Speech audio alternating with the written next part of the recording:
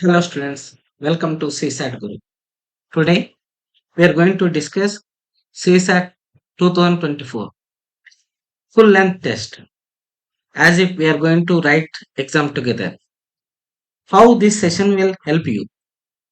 We'll go through the entire paper as if we are taking the exam together. You will learn how to approach each question logically and efficiently. I will show you the best ways to solve questions quickly and accurately. Not only that, we'll analyze tricky questions to ensure you don't fall for the UPSC traps. This is most important part of our discussion. Okay, there are traps you need to know. Okay, so that I will discuss while we are discussing the session. Okay, and at the end I will provide a structured approach to improve your accuracy and time management. If CSAT has been a hurdle for you, this session will help you to build the right mindset and right strategy to crack it. Okay, so this session going to be very lengthy. We are going to complete all the 80 questions. So grab your notebooks and let's get started. Passage 1.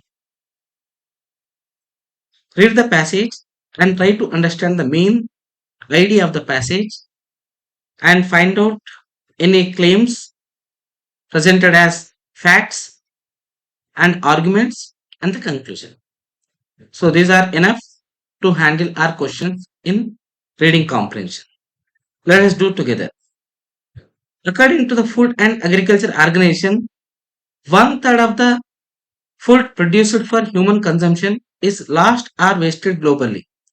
Food is lost or wasted throughout the supply chain from initial agriculture production to final household consumption.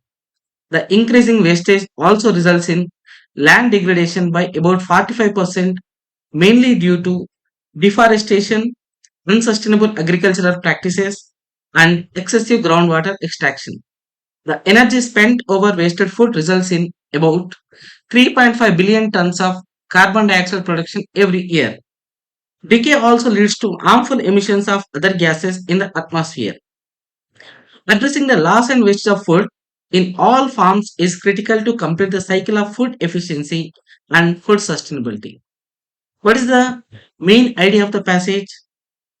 It is talking about food loss and wastage, its impact on the environment or economy or development. Okay, let me underline the important points. One third of food produced for human consumption is lost or wasted. One fact. Throughout the supply chain, this is very important keyword. I will show you, I will tell you how it is important while we are dealing with questions. And here given few more details how the loss and waste of food impact on the land degradation and deforestation. 3.5 billion tons of CO2 production every year. Of course, even harmful gases also emitted into the atmosphere. And finally, the conclusion. Addressing the loss and waste of food in all forms is critical to complete the cycle of food efficiency and food sustainability. Let's do the question. Which of the following statements best reflect the most logical and rational inference that can be made from the passage? The question is about logical and rational inference. Okay, remember one thing. While dealing with comprehension questions, it is most important to find out the wrong options first. What do I mean? We have to eliminate the wrong options. Later, we have to find out the right answer. That is a very best method to get the answer very fast and accurate. Okay, let me show you how it is. Most of the times, the options are given in extreme condition to be eliminated. Means extreme statements to be eliminated. 99%. Very few or very rare cases, unless the passage supports the extreme statements directly, then only that will be valid. Most of the times extreme statements are eliminated, and you have to find out the given statement is in the scope of the passage or out of the scope of the passage. If it is out of the scope of passage, eliminated. Okay. If it is narrow than the passage, eliminated. Okay. So these are the things you need to observe in options. Fine. Let me see. First statement. The current methods of food distribution are solely responsible for the loss and wastage of food. What do you say? It is extreme statement. This word solely. Okay. That indicates the extremity of the statement. I'll explain. See, in the passage, it is mentioned clearly the waste or loss of the food happening throughout the supply chain. Supply chain includes production, distribution, transportation, warehousing, including consumption. So all these are parts of the supply chain. So throughout the supply chain means every part of the supply chain there is a loss or wastage. So here in the first statement, current methods of food distribution are solely responsible means is trying to bring down narrow to the only food distribution. So this is extreme statement can be eliminated. Okay. So first statement is eliminated. See the logical part. If one is eliminated, first option is eliminated. That is A is eliminated, C is eliminated, D is eliminated. Then answer is B. Even I didn't read the second statement and third statement. I know that option is B. See, this is the way we have to handle the questions in exam. Okay. It is not about to know the right answer. It is also about know the wrong answer. Okay. So first answer is option B. Second question. Same passage. Based on the above passage, the following assumptions have been made. First statement. The food distribution mechanism needs to be reimagined and made effective to reduce the loss and wastage of food. Okay. What do you say? It is correct assumption. Why it is correct assumption? See, the passage is talking about there is a loss and wastage of food in the supply chain. That means author's assumption is that there should be a change. Okay, that's the intention, right? When it is said there is a loss and wastage in the supply chain, that means there need to be a means it is required changes in the existing methods to rectify it. Is it or not? And the problem is happening throughout the supply chain. That includes distribution also. That means distribution also to be reimagined or to be made effective. Is it or not? So first statement is valid assumption. Let me see the second option. Second statement. Ensuring the reduction of wastage and loss of food is a social and moral responsibility of all citizens. Very trapping statement. Why do we say trap? See, it is more convincing statement. Yes, it is social and moral responsibility. Right, but not. Why? Factually, maybe it is correct, but it is out of the scope of our passage. That you need to be careful. Okay. So this statement may be right in general terms, but as per the passage, it is eliminated. So option A is the correct answer. I hope now you are getting how to handle the questions. Let's do the next passage. As inflation rises, even governments previously committed to budget discipline are spending freely to help households. Higher interest rates announced by central banks are supposed to help produce modest fiscal austerity because to maintain stable debts while paying more to borrow, governments must cut spending or raise taxes. Without the fiscal backup, monetary policy eventually loses traction. Higher interest rates become inflationary, not disinflationary, because they simply lend governments to borrow more to pay rising debt services cost. The risk of monetary unmooring is greater when public debt rises because interest rates become more important to budget deficits. Okay, it is related to economy. Okay, what is the main idea of the passage? Means what this passage is talking about? This passage is talking about high prices, that is inflation, and higher interest rates.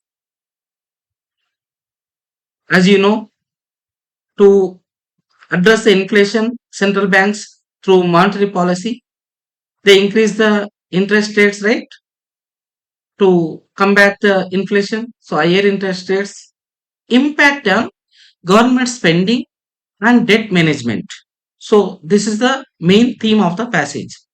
And not only that, the effectiveness of the monetary policy means monetary policy is not so effective if there is no backup of fiscal policy. Okay, that's the main theme of the passage. So here I want to underline important points. Without fiscal backup, monetary policy eventually loses traction. Okay, this I want to highlight. Let us see the question. Which of the following statements best reflect the most logical and rational inference that can be made from the passage? Question is about to find out the inference, right? Central banks cannot bring down inflation without budgetary backing. Once again, trap. Most of the students get trapped with this statement. What do you say? Is it valid inference or not? By reading this underlined statement, without the fiscal backup, monetary policy eventually loses traction. It sounds like without fiscal backup, central banks can't do anything. No, not that. It is saying only the effectiveness. That means without the fiscal backup, monetary policy loses its traction. That doesn't mean that it can't do anything. The effectiveness may be reduced. Okay, not only that, even in practical life, means as you know, in economy, there are certain different types of inflation. Means based on the different reasons, there might be inflation. See, inflation based on two sides. Supply sides means based on the supply side shocks or based on the demand side shocks. See, if it is supply side, that means if supply is suddenly reduced, definitely there should be an inflation. So in that scenario, central banks can't do anything. Means they don't increase the supply or they can't influence the supply chain. But in case of demand side, central banks are more capable to combat the inflation. How? If they increase the interest rates, as you know, repo rate, reverse repo rate, okay, those quantitative tools, okay. So based not only quantitative, even including qualitative tools, as you know. So with that monetary policy, they can handle the inflation in certain cases, okay, even though not effective in certain cases, but they can handle the inflation, right? Means what I'm trying to say with this passage, I can't conclude that central banks can't do anything. Are you getting my point? So it is an extreme statement. Cannot bring down inflation is like making extreme statement out of the passage. So first is eliminated. Second, the effects of monetary policy depend on the fiscal policies pursued by the government. Exactly. That is the meaning of this statement. Without the fiscal backup, monetary policy eventually loses traction. Loses traction, nothing but that effectiveness of the monetary policy get reduced. Yes. Second is inferred. So option B, 2 only. Are you able to follow that? Let us do the next question. Same passage. Based on the above passage, the following assumptions have been made. This time, assumption. I hope you know already. Assumption means whatever the statement is given as assumption, it must be true to hold the passage or to make the passage logical. Okay, then only that assumption is valid. Let us see. Fiscal policies of governments are solely, see, same keyword, solely, impossible, never, always. These are the these are the keywords which indicates the extremity. Okay, so I hope with this simple keywords itself you can eliminate the option. Fiscal policies of governments are solely responsible for higher prices. No, even with our external knowledge means even in our general understanding also you know that fiscal policies of the governments are not the solely responsible for higher prices. There are a number of factors, even global shocks. As you know, now wars are going on, Ukraine and Russia. So, what is that? Fuel prices are got increased. That affected our prices, is it or not? So, I mean to say, fiscal policies are not only the responsible for higher prices. There are a number of factors: supply side, demand side, okay, global shocks. All those are factors, right? So, with that extreme statement, I can eliminate the first statement. Higher prices do not affect the long-term government bonds. What do you say? In two ways, I can eliminate the option. I can eliminate this second statement. In one sense, I can say that it is out of the scope of our passage. In that sense, also you can eliminate the statement. Since nowhere mentioned related to government bonds, whether these are affected or not affected, in that way also. In even other way, means in a general understanding also, don't you think higher prices do not uh, affect the long-term government bonds? No. Higher prices means inflation. Inflation affect the government bonds. If inflation is more, the government yields get reduced, right? Devaluated. Okay. So second also wrong. Neither one, not two. Able to follow? Next. Okay. Now non-RC, logical reasoning, analytical ability, general mental ability, basic numeracy. Okay, all means no particular topic. All topics are included. So let me discuss one by one. Okay, I'm following as per the what is that? This question paper set A. Okay, I'm following the similar way. Let us do this fifth question. What is the least possible number of cuts required to cut a cube into 64 identical pieces? Okay, I hope many of you are able to do this question. It is an easy one.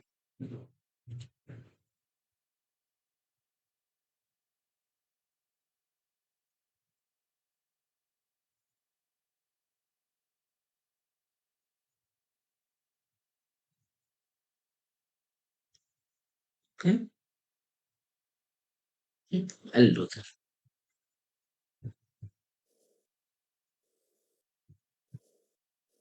Many of you now are able to do this question easily. How many cuts are required to make it 64 pieces? Let us say this is 4 units or 4 centimeters. So how many cuts I need? 3 cuts. So 3 cuts this side, that means like this, 3 cuts, and 3 cuts in this way, that means like this, okay, and 3 cuts this side. How many cuts? 9 cuts. Okay, it's easy. 9 cuts. In the expression 5 star, 4 star, 3 star, 2 star, 1, star is chosen from plus minus into each at most 2 times. Most 2 times. That means maximum you can use it for 2 times only, not more than that. What is the smallest non-negative value of the expression? Okay.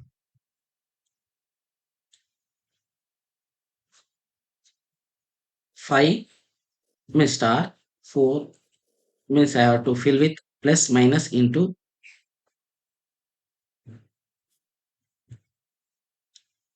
3, 2, 1. Okay. So what I need to use? Plus minus into. And I have to get the non-negative least value. Let me see the options. 3210 is there. Let me try to find out, is there any possibility to get 0? Means I need to find out the least one. So let me try to get the 0. So with a simple observation, 4 plus 3 is 7, 5 plus 2 7. So 7 minus 7 0, but 1 is there. So I'll use into here. Into 2 into 1 2. So 5 plus 2 7, minus 4 minus 3. See, 5 minus 4 1, 1 minus 3 minus 2 plus 2, 2 into 1. As you know, BODMAS rule, 2 into 1 first 2. So it is 0. So what is possible? 2. Okay, 2 is the answer. Next question.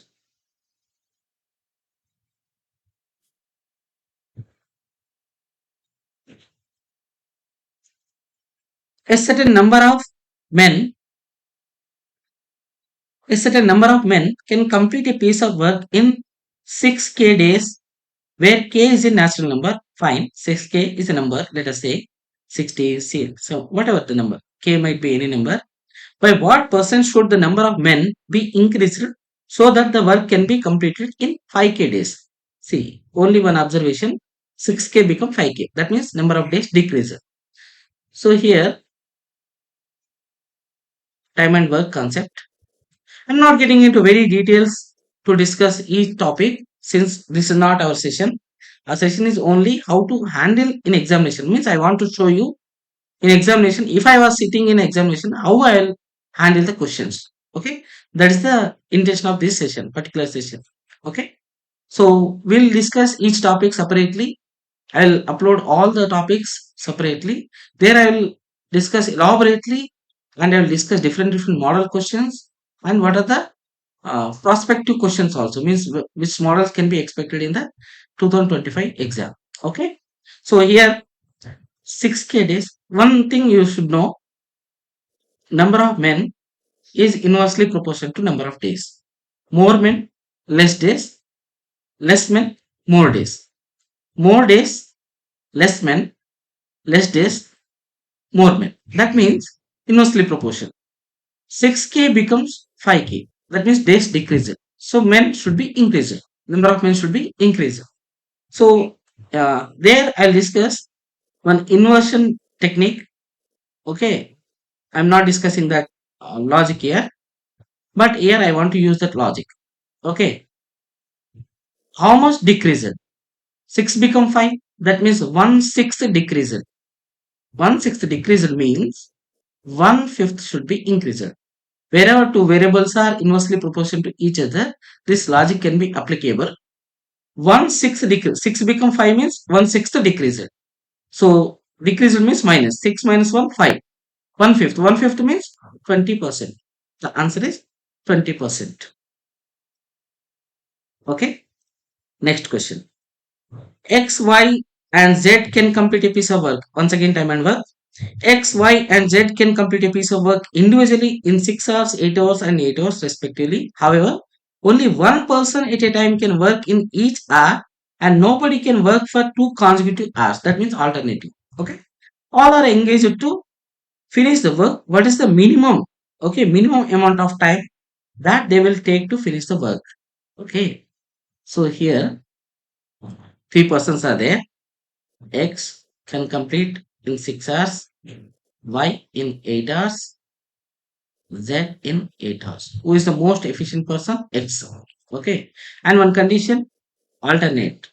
Means first it's X or Y, whoever it is, but I'll use X first.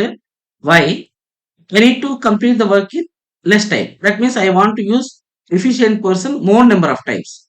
So X, Y, once again X, Z, X, Y, and so on. Okay. So are you able to follow this point? So here I'll use a units method. Let us say the total work is 24 units. Okay. So X can complete 4 units in an hour. If I assume total work is 24 units. Okay. Total work. You know why I am choosing 24? Because 24 is the LCM of the 6 and 8. Okay. So X can complete 4 units since he can complete 6 hours, the entire 24. Y can complete 3 units per hour. okay, per hour. Z also 3 units per hour. First X will come 4 completed, then Y will come 3 completed, then 4, then 3, then 4, then 3. It goes on. But total 24 units are there. So 4 plus 3 7, 4 plus 3 7, 4 plus 3 7. Okay, next 4 plus 3 will not come. Why? There are only 24 units. So 7 7 7. 21 units are completed. How many hours are completed? Anyone can guess? How many hours are completed? Hours are completed 6 hours. I hope you are able to follow. This 1 hour, 2 hour, 3 hour, 4 hour, 5 hours, 6 hours. 6 hours is completed. Now how many units are left? 3 units are left. These 3 units should be done by whom? The first person. That is X. He can complete 4 units, but there are only 3 units. That means it is not required 1 hour. 3/4 hour. 3/4 hour is nothing but 45 minutes. So what is the answer?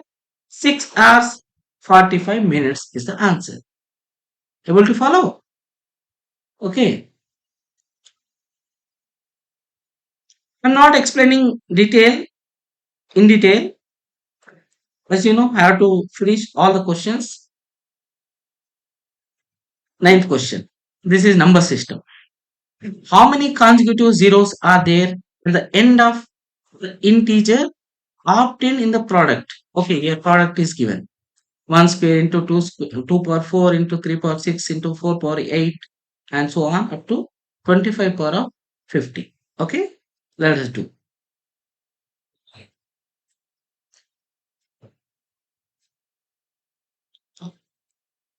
1 power 2 into 2 power 4, 3 power 6, 4 power 8,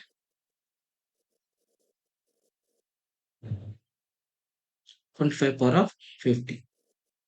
Okay, so here you need to know one interesting thing related to finding the number of zeros, consecutive zeros.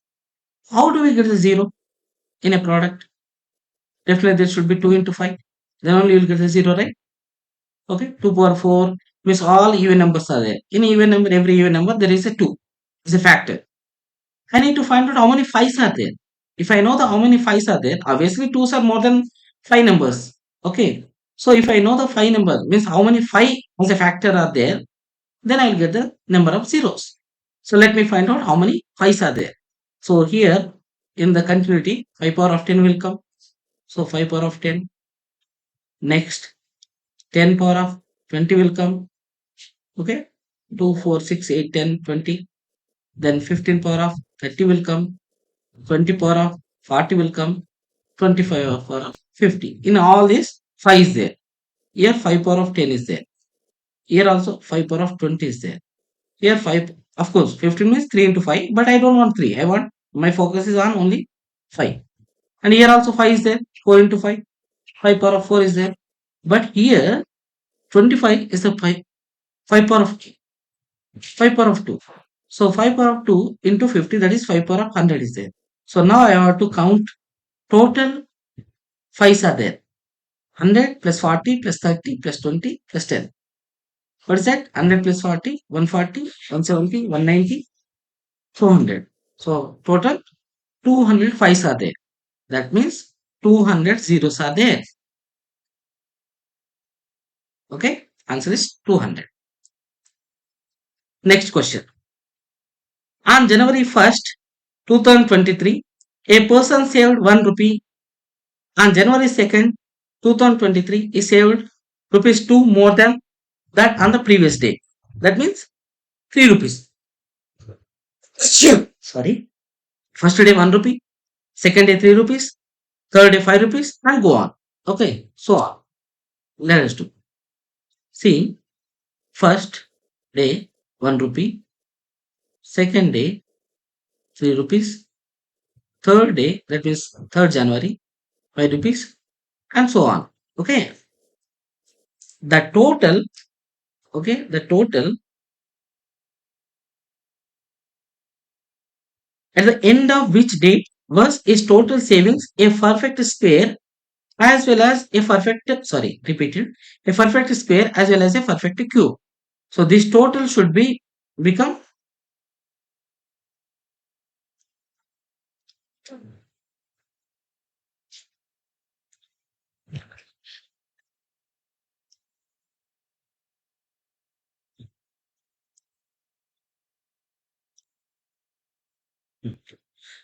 That means the total should become first day 1 rupee, second day 3 rupees, third day 5 rupees, fifth day, sorry, fourth day 7 rupees, and so on.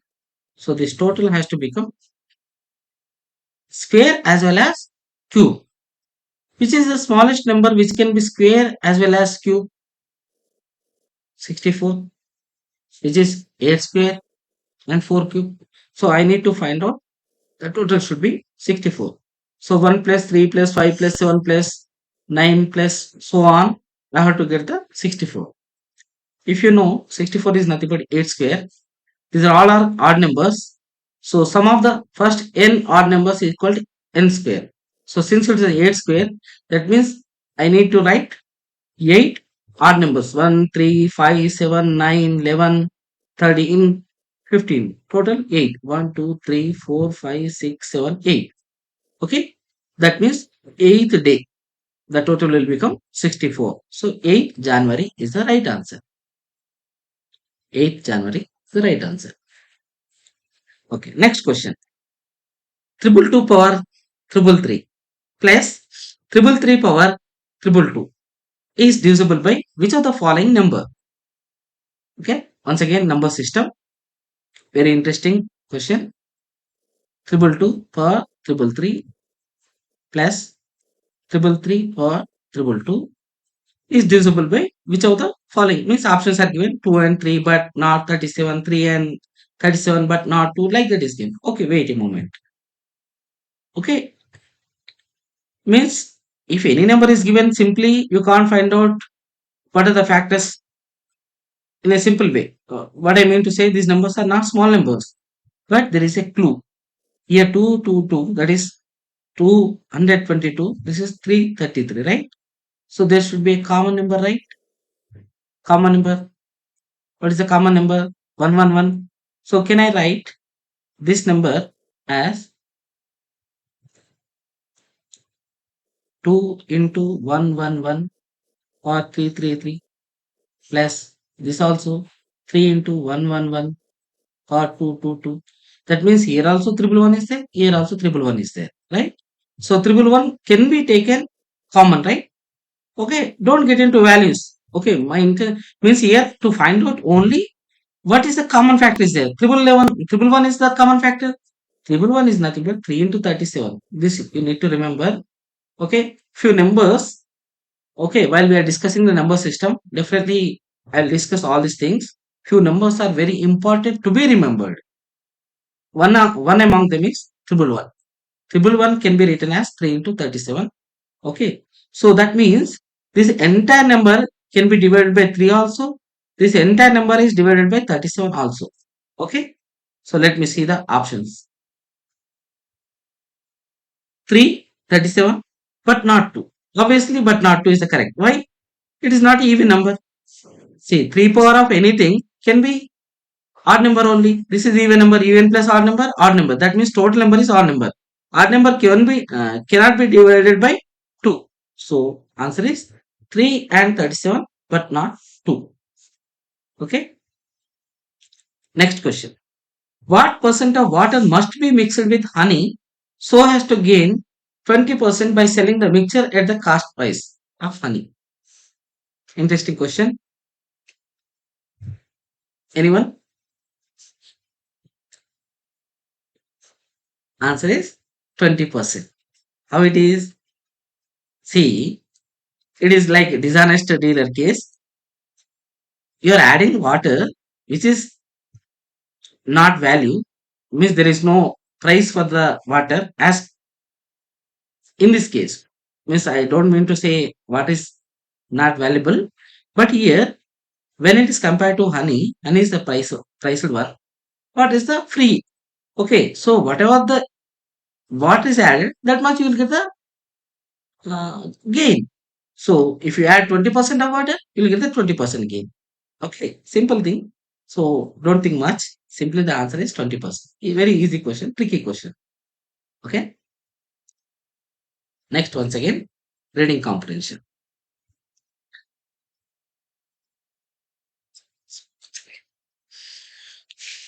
Okay. Uh, Once again, passages. Okay, we'll discuss the passage. Today, if we consider cities such as New York, London, and Paris as some of the most iconic cities in the world, it is because plans carrying heavy systems approach were imposed on their physics. The backbone of the systems theory is the process of translating social, spatial, and cultural desirables into mathematical models using computing, statistics, optimization, and an algorithmic way of formulating and solving problems.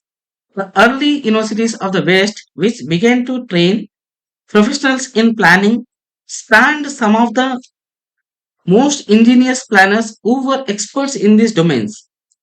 This was because these very subjects were absorbed into the planning curriculum that had its roots in the social sciences, geography, and architecture. Planning in India and its education differ from the West.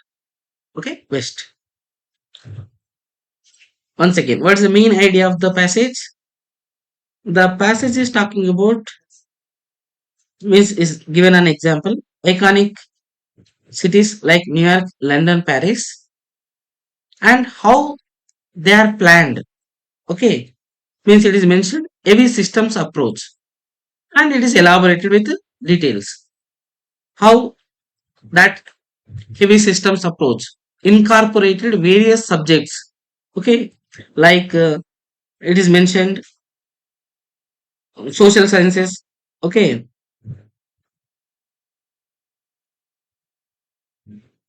social sciences, geography, architecture. Okay, are incorporated into the planning systems. Okay, so and law statement is very crucial. Planning in India and its education differ from the West. That means this entire above information, okay, not related to Indian planning structure. Okay, that means planning structure in India is different from that uh, iconic cities planning structure like New York, London, and Paris. Okay, this is the main idea of the passage. Okay, let's do the questions. Which one of the following statements best reflects the most logical and rational inference that can be made from the above passage? Which one of the following statements logical and rational inference? Okay. Curriculum for urban planning courses should have diverse and interdisciplinary approach. Actually, this is the right one, correct one. But hold a moment. Why? Since we need to choose the best option. So let me go through the remaining options. Then only we have to finalize the answer. Finalize the answer. Okay. First might be the correct, but let me see. In India, city administration is under bureaucracy which lacks formal training in urban planning and management. What do you say? Easy to eliminate it. See, we have to eliminate irrelevant or out of the scope statements. Can you eliminate the second statement? Yes, nothing is discussed related to bureaucracy. Okay, whether they lack the formal training or not. Okay, so you can say it is irrelevant or out of the scope of the passage. Second is eliminated. In India, the management of urban area is a local affair. Enough, eliminated. Where it's mentioned, it's a local affair or chronicle problems with insufficient funds. Eliminated. D. With high density of population, widespread poverty in our urban areas. Enough. Where is mentioned related to population and all. Eliminated. First is the right answer. Okay. So option A. See, even though I know the first is the right answer, but I didn't confirm until and unless I read the remaining statements that need to be observed. Why? We have to choose the best. We don't know. Maybe other option or other statement might be even more relevant to the passage. Okay. So A is the correct answer. We can confirm. Next question. Same passage. Based on the above passage, the following assumptions have been made. This time, the question is about assumption. India needs a new generation of urban professionals with knowledge relevant to modern urban practice. India needs a new generation of urban professionals. Yes, planning in India and its education differ from the West. It is differ from the West means there are loopholes in our existing planning system. So definitely we need uh, new kind of professionals with knowledge relevant to modern urban practices. Yes, that might be the assumption. Otherwise, author shouldn't say this last statement. Okay. So with that, we can say first is the right assumption. Let me see the second statement.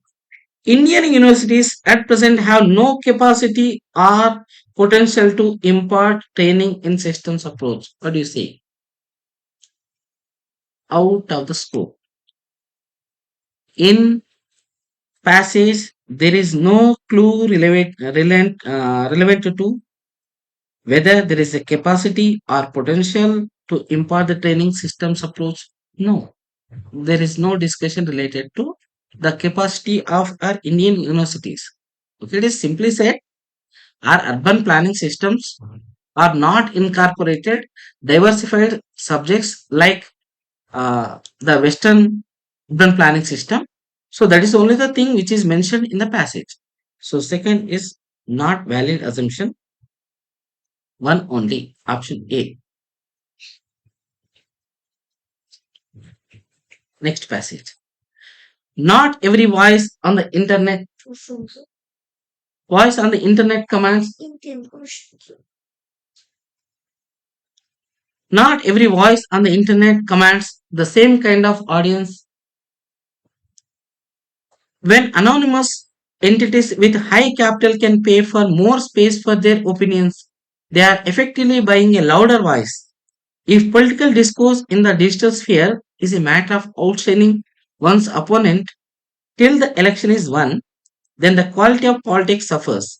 The focus of social media is restricted to the promotion of content that generates more user engagement regardless of how inflationary the content may be. What's the main idea of the passage? The passage is talking about social media in general, internet, okay, that includes many things, okay. So, internet is not inclusive. Can I infer with this statement? How can I say? Entities with higher capital can pay for more space for their opinions. They are effectively buying a louder voice. That means more amount you spend, that means more capital you invest, you'll get the more louder voice. That means those people who are not able to pay more, their voice can't be heard. Okay. That means it is not level playing field. Is it right? So it is not inclusive, I can say. Okay. And political discourse also can be affected by this bias, right? So how this platform can influence the political discourse of a country. That's also mentioned. And one last point, their focus, that means those companies, okay, the focus of social media is restricted to the promotion of content that generates more user engagement. They focus on more engagement rather than quality, right? Engagement versus quality. Okay. So in other way, they focus on profits, not service, I could say. Okay. So this is the main theme of the passage. Let us see the questions. Which one of the following statements best reflects the central idea of the above passage? I hope you understood what is the central idea of the passage. Let us see the options. Option A. Constructed as a marketplace of use, social media ensures instant access to information. Once again, very convincing trap statement. Okay, why? In general, it is true. Okay, Social media ensures instant access, as you know, nowadays, Twitter, Facebook, whatever the social media platforms are there. Okay, with that you can means you are able to get the instant information, right? So it is most convincing statement, but once again, it is wrong. Why? Out of the scope. Our passage is not talking about whether the social media is capable of providing instant access to information. No, that is not our central idea of the passage. The passage is talking about how social media is not inclusive, means who spend more, they will get more voice, right? So that is the main idea. Okay, and how it influence the political discourse. Okay, so it is most confusing statement can be eliminated. Social media are not ideal or moral institutions, but the products built by the companies to make profits. Yes, it is the correct one. Okay, that indicates where I can infer that point. The focus of social media is restricted to the promotion of content that generates more user engagement. More user engagement means more profits. Okay, engagement is nothing but directly proportional to the profits they can earn, right?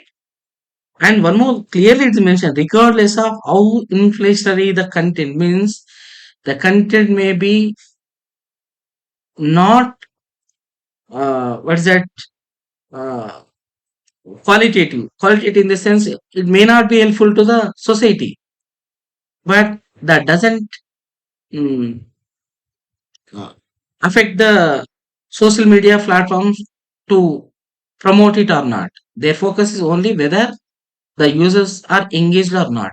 Okay, that you can easily reflect how it is going on in YouTube and Twitter and all the platforms, Instagram. As you know, that is easy to understand. Okay, so it is the right. This is the central idea of the passage. But as you know, let me see the remaining option. Then only I have to confirm the answer. Social media have been created to strengthen the democracy. It is completely against to the passage. It is inconsistent. Actually, passage is talking about how these social media platforms are weakening the democracy. How it is said? It is clearly said. The political discourse is based on the social media outshining. Okay, so it is badly affected, right? So it is inconsistent with our passage. In today's world, social media are inevitable for well-informed social life. Once again, trap eliminated. Why? Out of the scope of our passage. So I can confirm the answer is B. Okay. Next, based on the same passage, next question. Based on the above passage, the following assumptions have been made. This time, assumption.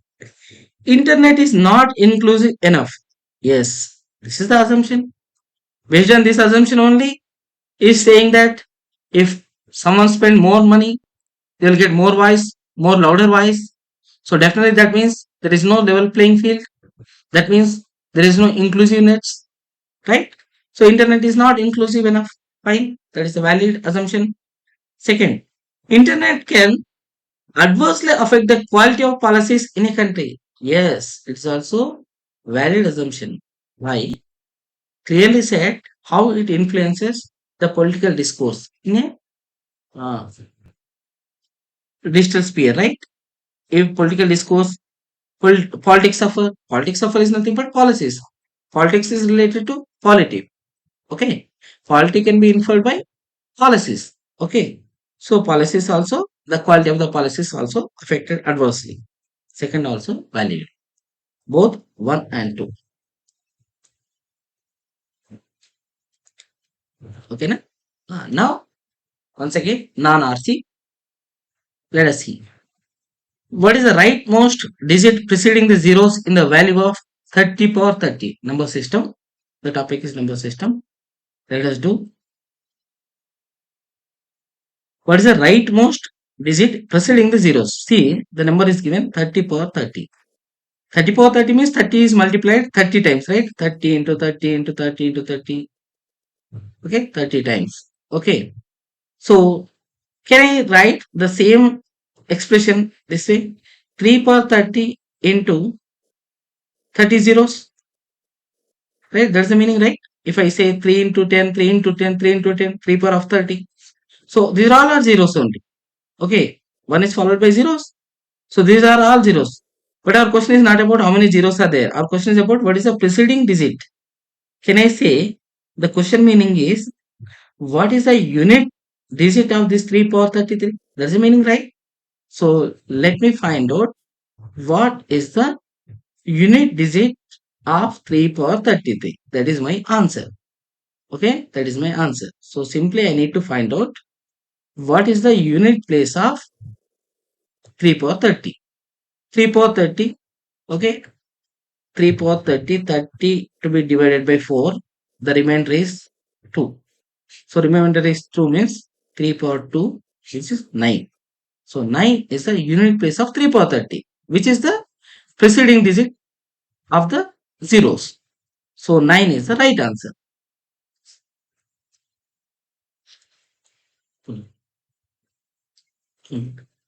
Next question.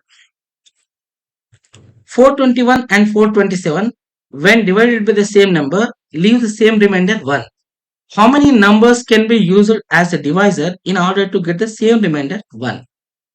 Question is about based on the topic LCM and HCF. Okay. Two numbers are given 421 and 427. We need to find out a number. Okay. Let us say x. X has to divide this 421. X has to divide this 427. Okay. And we need to get the remainder 1. So in other way, if 1 is subtracted from this number, 1 is subtracted this number, that number should be exactly divided by x. That is the meaning. That means x is the factor of 420 and 426, right? So x should be, x is the factor of 420. Why 420? 1 minus 421 and 426. Okay, x should be the factor of these two. Okay, and how many possible values of x? That is the question. Okay, means you need to find out how many values are possible which can divide 420 and 426. See, definitely the number to be less than 6 or equal to 6. Okay, that we'll discuss while we are discussing LCM and HCF topic. But here in simple way, I can say this answer, this x value must be either equal to 6 or less than 6. Okay, so 6 divides 420, 6 divides 426. That means 6 is one of the value of x, and all the factors of 6, that is 3, that is 2 and 1. These are the x possible values. But 1 can't be the answer. Why? We need to get the remainder as 1. So that means the number of the value of the x must be more than 1. So 2, 3, 6. How many possibilities? The question is about how many possibilities. How many possibilities? 1, 2, 3. 3 possibilities is our answer. So how many possibilities? See, the question is about how many numbers can be used as the divisor. So 3 numbers can be used. What are the 3 numbers? 2, 3, 6. Okay. Interesting question. LCM and HCF. Interestingly, next question also same concept. LCM and HCF. A can X contains 399 liters of petrol and can Y means other can. It is can X and can Y contains 532 liters of diesel.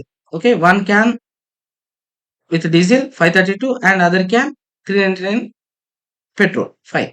They have to be bottled in bottles of equal size so that whole of the petrol and diesel would be separately bottled. Okay, the bottle capacity in terms of liters is an integer. How many different bottle sizes are possible? Interesting question.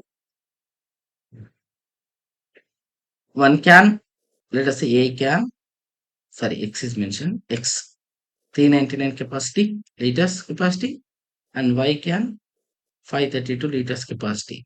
And we have to divide this 399 into some bottles. Okay. bottles. And this 532 also, this is diesel, that also divided into equal bottles, and these bottles should be equal size. Okay, that's the interesting thing.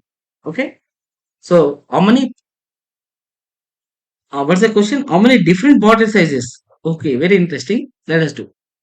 Okay, here if you understand the meaning of the question, we need to find out the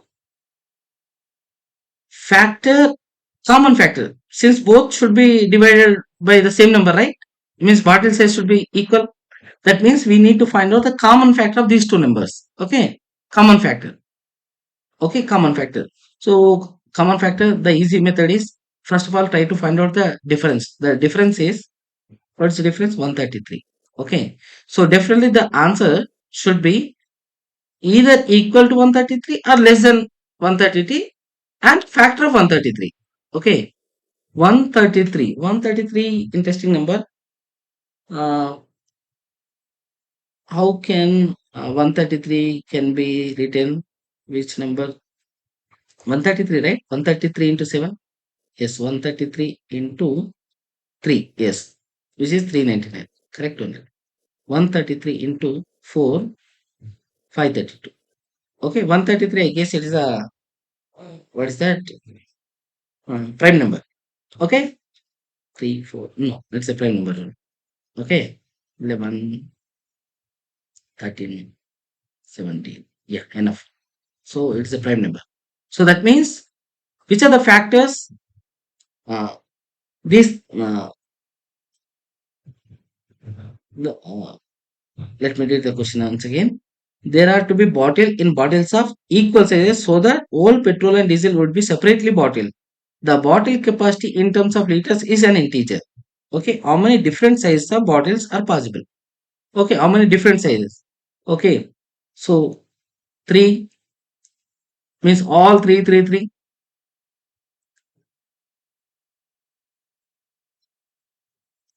all 133 size, all 4 sizes. So how many different sizes, bottle sizes are possible?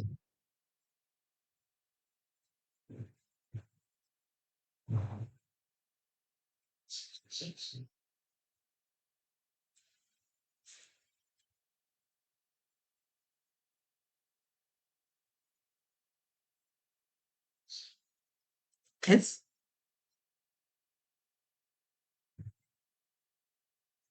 3. 20th question. Consider the following statements in respect of sum s equal to x plus y plus z, where x, y, z are distinct prime numbers, each less than 10. Okay. The unit digit of s can be 0. The unit digit of s can be 9. The unit digit of s can be 5. Which of the following statements are correct? First of all, s equal to x plus y plus z, and x, y, z are distinct prime numbers which are less than 10. That means 2, 3, 5, 7. Okay, you have to choose any of the three numbers from this 2, 3, 5, 7. And yes, unit digit, it's talking about unit digit only. Okay, the units can be 0. 0 is possible. Yes, possible. 2 plus 3 plus 5, which is equal 10. 0 can be unit digit. Yes, possible. Okay. Uh, unit digit of s can be 9. No, you can't get the 9. Adding 3. 2 plus 5 plus 7. No. 2 plus 3 plus 7. No. 9 is not possible. Okay. 9 is not possible. How about 5? Yes, 5 can be possible. 3 plus 5 plus 7. 3 plus 5 plus 7, which is equal to 15. Yes, 5 can be the unit place. So I can say this is correct. This is correct. That means 1 and 3. 1 and 3. Yes, option C. Option C. Next, another passage. By the time children reach class 8, the bulk of them tend to be in the age range of 13 years to 15 years. But in our country, about a quarter of all children in class 8 struggle with reading simple text, and more than half are still unable to do basic arithmetic operations like division. Every year, about 25 million young boys and girls from elementary school move into the life that lies for them beyond compulsory schooling. They cannot enter the workforce, at least in the organized sector, till they are 18. Okay, they are just 13 to 15, and they need to wait for 3 more years to enter into organized sector. Okay, for many families, these children are the first from their families ever to get this far in school. Parents and children expect that such graduates from school will go on to high school and college. Hardly anyone wants to go back to agriculture. On the other hand, abilities in terms of academic competencies are far lower than they should be, even based on the curricular expectation of class 8. Okay, so what is the main idea of the passage?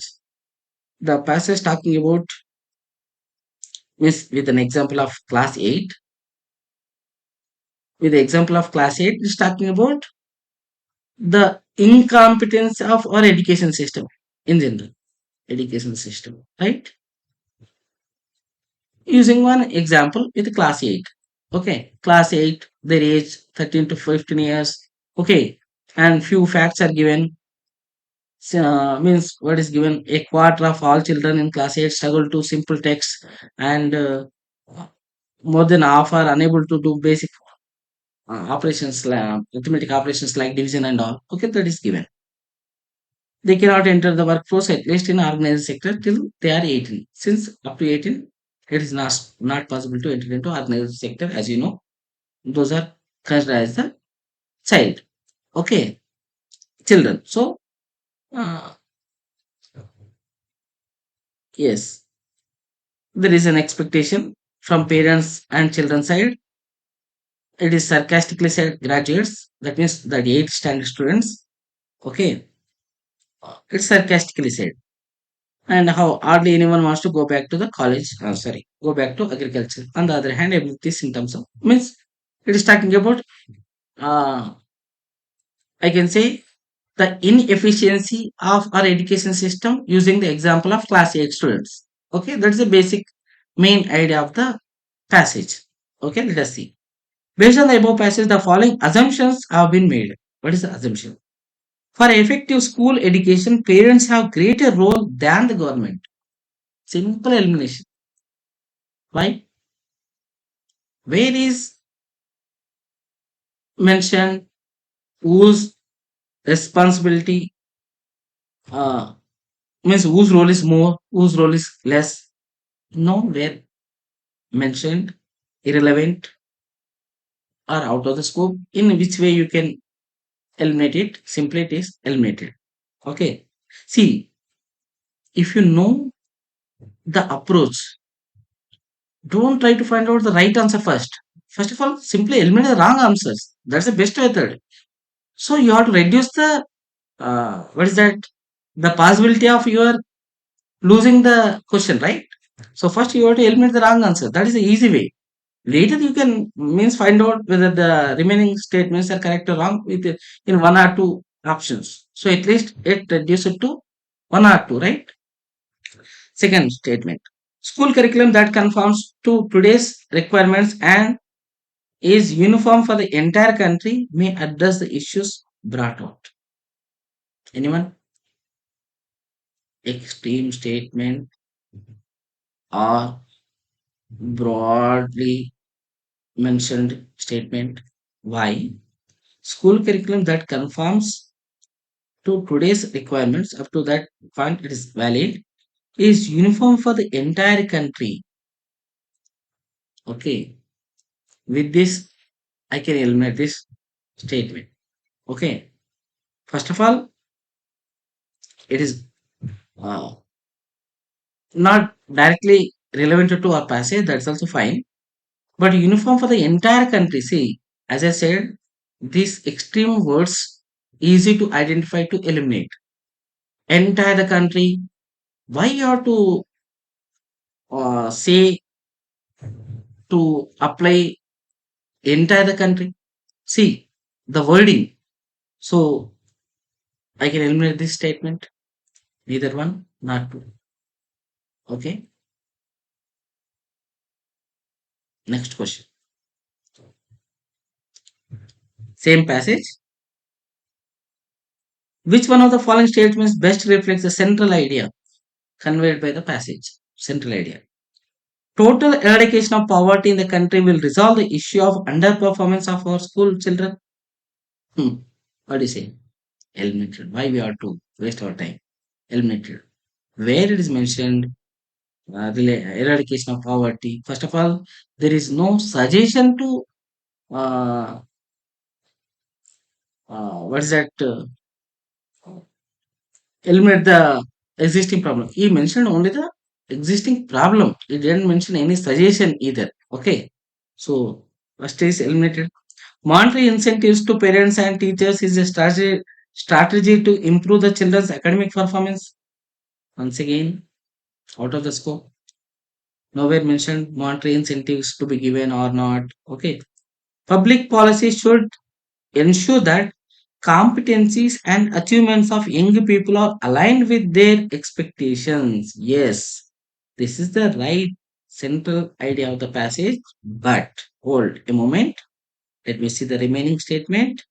India is not going to take advantage of the demographic dividend unless some school passouts go back to agriculture. What do you say?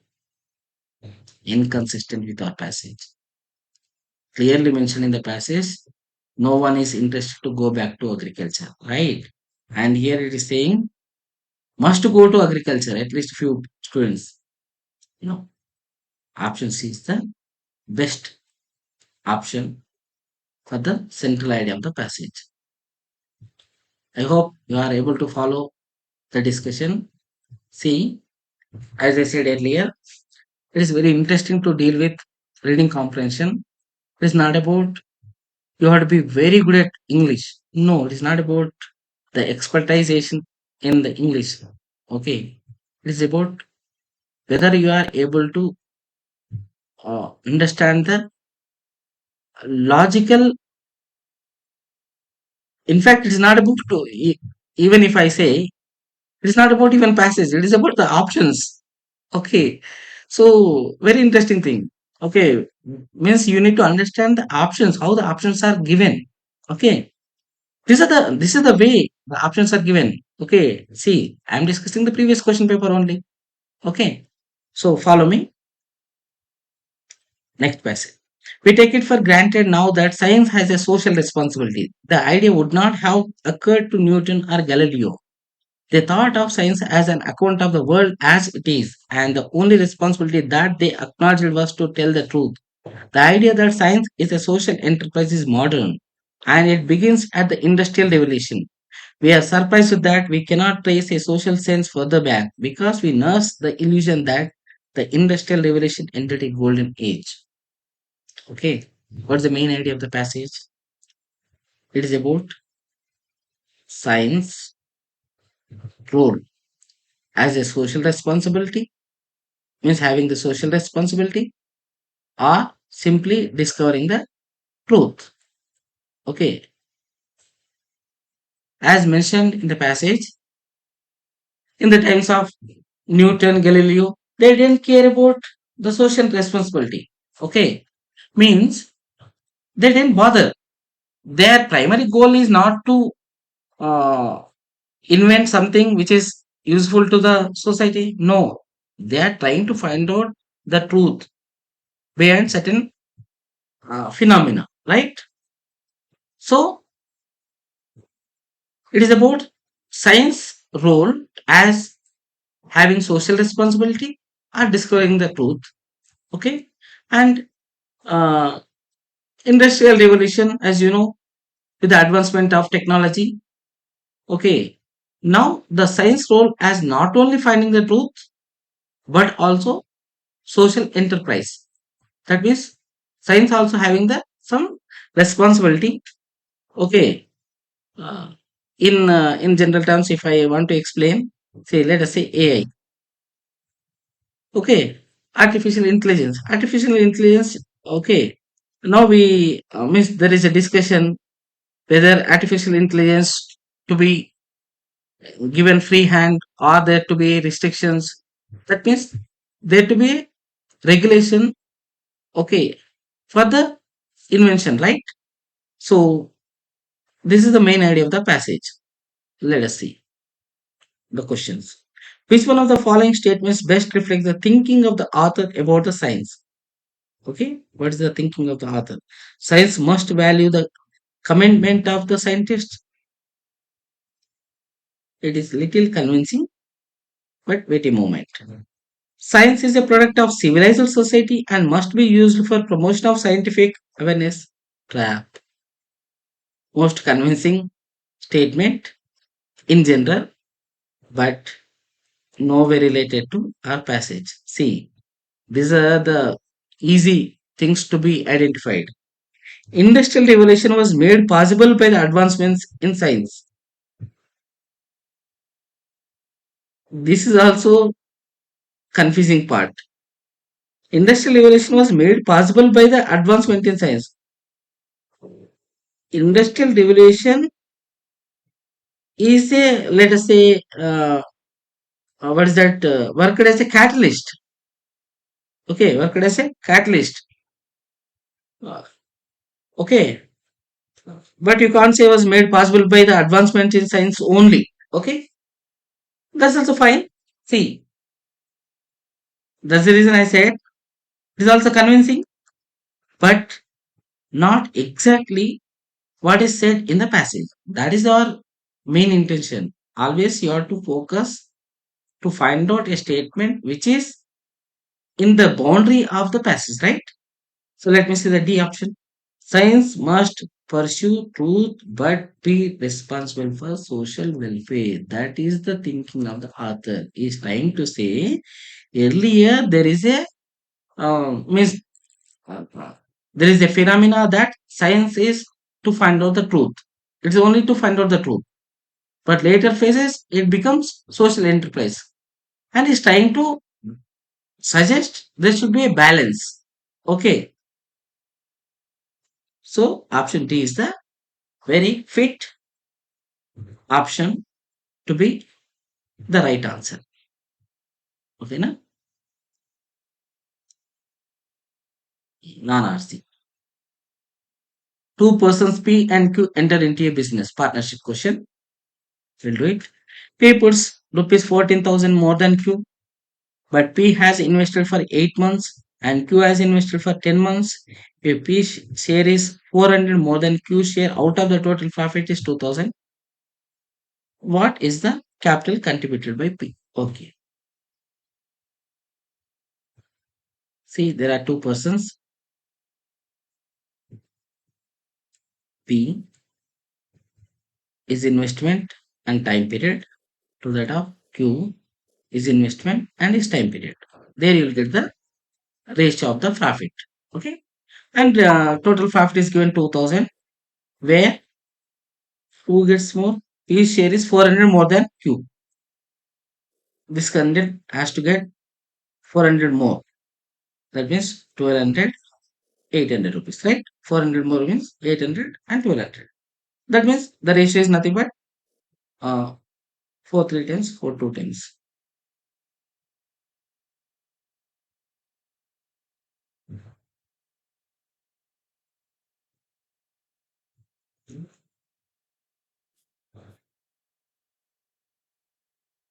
So 3 is to 2.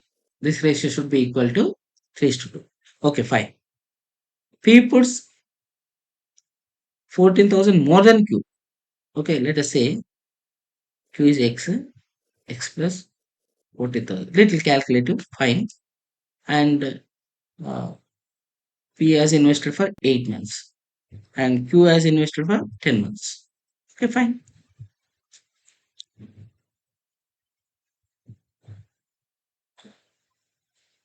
8x,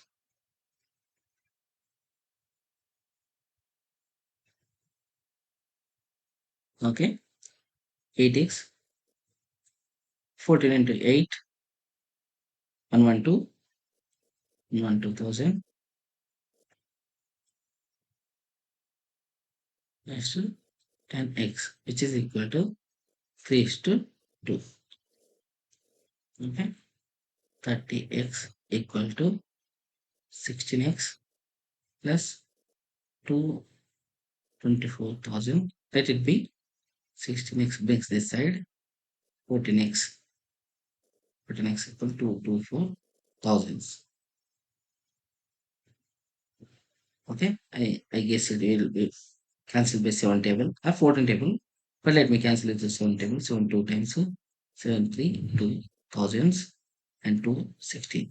16,000. X equal to 16,000. What's the question? What's the capital contributed by P? P means X plus 14,000. 16 plus 14. That is 30,000 is the answer. 30,000. A. 25 percentage topic. P salary is 20% lower than Q salary, which is 20% lower than R salary. By how much percentage is R salary more than P salary? Okay, backward tracking. P salary is 20% lower than Q, and Q is 20% lower than R salary. Okay, let me say R is 100. What about Q? 80. What about P? 20% less than Q. 20% means 16. 16 less than means 64. Okay. So what's the question?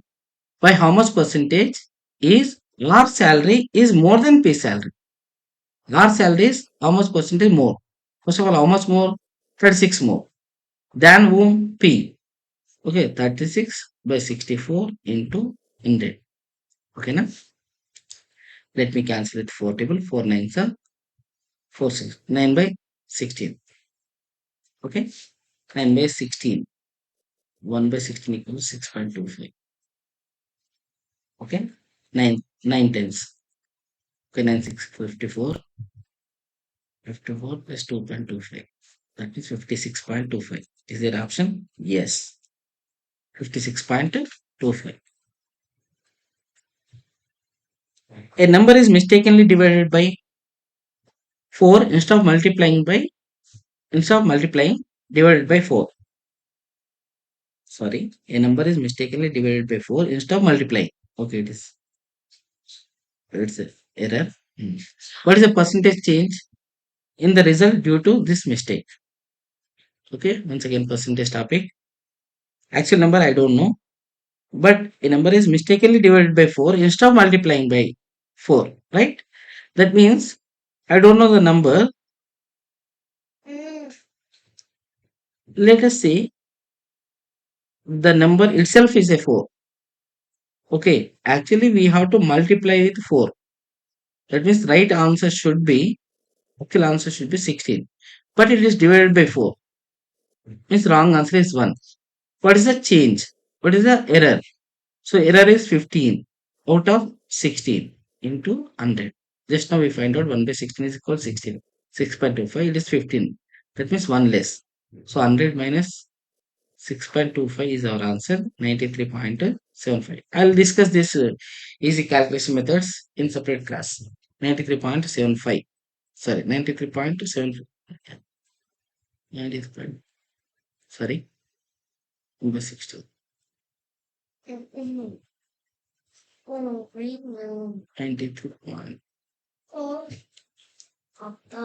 हाँ बेटा. I'll check the options. 93.25 or 75. Okay. I'll check this option. Maybe typing error.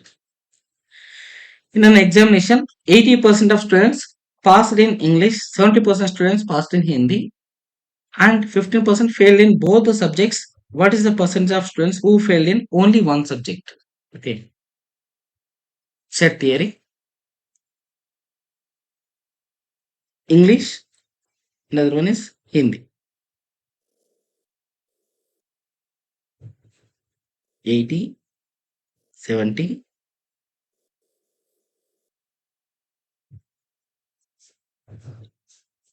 and 15% fail in both the subjects. 15. These are passed.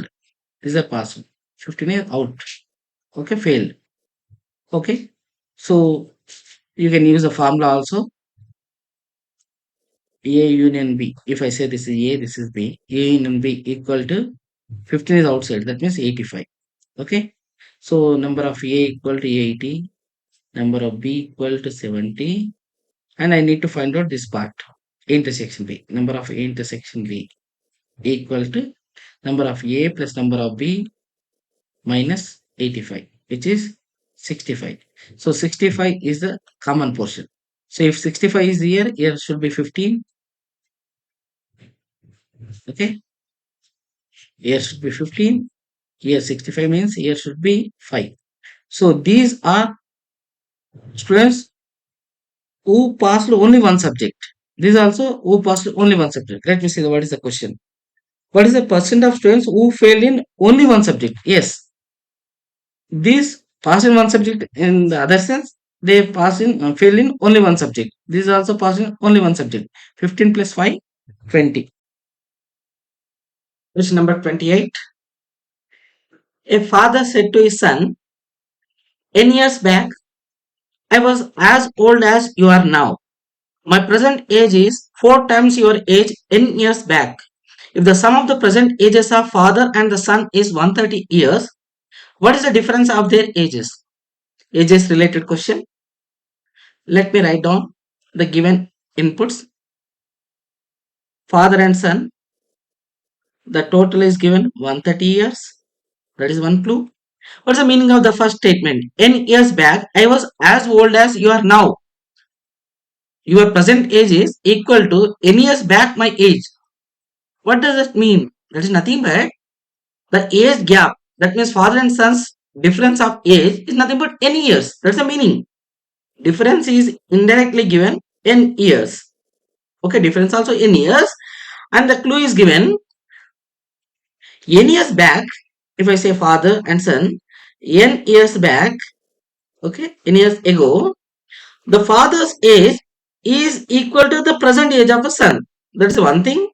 And not only that, present age of father is 4 times the age of the son n years back. This is a given clue. So better thing, okay, don't write father age is A plus B equal 130 years and the difference B minus A equal 30. Of course, that is also good thing. But these kind of questions, the better way going through options. Let me see the first option. First option is 30 years. Okay, let me check the 30 years is the right answer or not. See, if I say 30 is the correct answer, that means the difference is 30. So total is 130. Difference is 30 means 80 and 50. 30 years back, this candidate is 20. This candidate is 50. Is this fulfilling the remaining conditions? See, these two are same. Yes, these two should be same. And this 80 should be 4 times of 20. Yes, it is 24 times. Is it or not? So, the right answer is 30 years. Option A. Simply go through options. 29th question. Consider the following. First, 1000 liters equals 1 cubic meter. Second, 1 metric ton equals 1000 kg. Third, 1 hectare equals 10,000 meters square. These are all facts. All are correct only. Try to remember them. All are correct only. Option D. 1, 2, 3 are the correct one. Okay. 30th question. Let x be a 2-digit number and y be another 2-digit number found by interchanging the digits of x. Okay. X interchanged. The digits are interchanged. It becomes y. Okay. If x plus y is the greatest 2-digit number, then what is the number of possible values of x? X plus y is the greatest 2-digit number. What is the greatest 2-digit number? It's nothing but 99. Yes. So let me write down. X, when you interchange, it becomes y. X plus y is equal to 99. Okay. Remember, these are 2-digit numbers. So let me show you with an example. If x is 18, y becomes 81. This is equal to 99. Total is 99. When it is possible to get 99 as a total, this sum should be 9. Then only you will get the 99. Okay. So what are the possibilities? Let us say 27. Reverse 72. Total is 99. How many possibilities are there? How many possibilities are there for x? So x can be 18, x can be 27, x can be 36, x can be 45, 54, 63, 72, 81. These are all possibilities of x. If you interchange it and add it, you will get the 99. So how many possibilities are there? Someone may think that why not 90? 90 is here correct, but if you interchange it becomes 09. It is not the two digit number. Okay.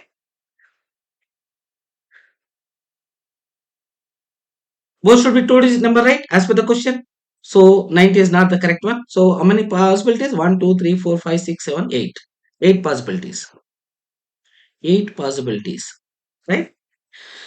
31st question. Consider the following. Weight of 6 boys is equal to weight of 7 girls equal to weight of 3 men equal to weight of 4 women. If the average weight of the women is given 63 kg, then what is the average weight of the boys? Average question. Simple one. 6 boys is equal 7 girls equal 3 men is equal 4 women. And average of women is given 63 kg. Okay, 63 kg average. So 4 women weight is nothing but 4 into 63 kg, that is 252 kg. Why? Sum equal number of observations into their average 4 into 63 which is equal to 252. The same value is equal to 6 boys weight. The total weight of the 6 boys is nothing but 652 252 kg. Why? As per the given question. So average of boys is nothing but total weight 252 kg divided by number of boys. How many? 6.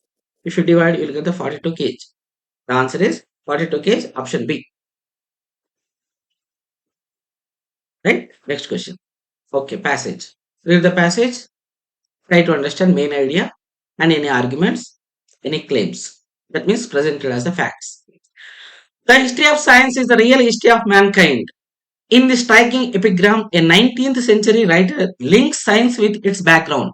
Like most epigrams, its power lies in emphasizing the by contrast an aspect of truth which may be easily overlooked.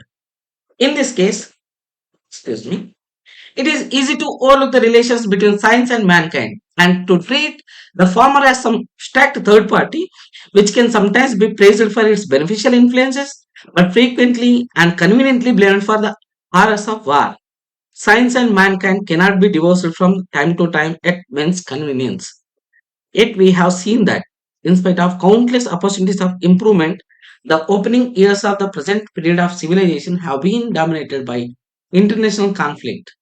Is this the inevitable result of the progress of science or does the fault lie elsewhere? Okay, what's the main idea of the passage? The main idea of the passage is trying to say the history of the science is the history of the mankind. Okay, and they are deeply connected. Okay, deeply connected, but there is a misconception. What's the misconception? Many people think that science is a third party. Science is a third party or abstract thing. Why? So they praise the science for its beneficial things. Let us say medicine, technology, okay, all convenient. What is that? Instruments developed by the science. They praise it for, and at the same time they blame it for like wars, nuclear weapons. So here, what is trying to say?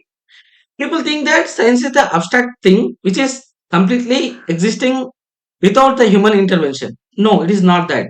Means he's trying to say in that way. Science and mankind cannot be divorced from the time to time. It means convenience. No, you can't divorce science and mankind separately. Okay, mankind and science both are deeply interconnected. In fact, science is the science is nothing but human invention only, right? Okay, so science is good or bad? That is not the question actually. How you choose to use it, that's the point. Is it or not? So that's the reason the last statement is this inevitable result of the progress of science or does the fault lies elsewhere? What does that mean? It is putting a question. Okay, so with that is trying to criticizing that notion that science is a third party, science is something different from the humankind. Okay, so you can simply blame it for wrong intervention inventions and you can praise it for the good invention. No, it is all about how you choose it. Okay, this is the main theme of the passage. Let us do the question. Which of the following emphatically conveyed by the author of the passage. Without science, mankind couldn't have continued to exist till today. It is convincing, but not correct. As per our passage. Okay, no, our passage is not making in that sense. Okay, without science, mankind couldn't have continued to exist till today. Of course, it is accepting the fact that science and mankind, the history of science and the history of the mankind are deeply connected. That doesn't mean that without science, there is no existence of the mankind itself. Might be there earlier days. Okay, so eliminated. It is the science that will ultimately determine the destiny of mankind. Once again, extreme statement eliminated. So neither one nor two. Second question based on the same passage. Based on the above passage, the following assumptions have been made. The horrors of modern life are inevitable result of the progress of science. What do you say? It is exactly opposite to the what is that idea of the passage. Is trying to say no, science is not the means the horrors of the modern life are not the result of progress of science. The horrors of modern life are means the cause of the modern the horrors of the modern life. So you choose the science. How do you choose to use the science? Whether you want to use it for nuclear weapons to destroy the nations, or you want to use it the same nuclear technology to what is that in the nuclear power projects. It is up to humankind, right? So this is exactly means I am not trying to say external information. I want to convey the statement based on the passage only. Okay. For our discussion, I am giving extra inputs to understand the main theme of the passage. But always you have to find out the validity of the statement based on the given passage only. Don't forget this point. Okay. Whenever I give extra information, that is only to make you understand the passage. That's it. Okay. The aspect of truth likely to be overlooked is that science is what man has made it. Yes, exactly. That is the what is that misconception? Means author is trying to say that there is a misconception that science is something different from humankind. Means science evolved itself without the intervention of the humankind. That is a notion. Okay, so the aspect of truth likely to be overlooked is that science is what man has made it. Actually, man has made it, right? So it is overlooked as if it is something different from humankind itself. So that is the assumption of the author's passage. Okay, only two. Option B.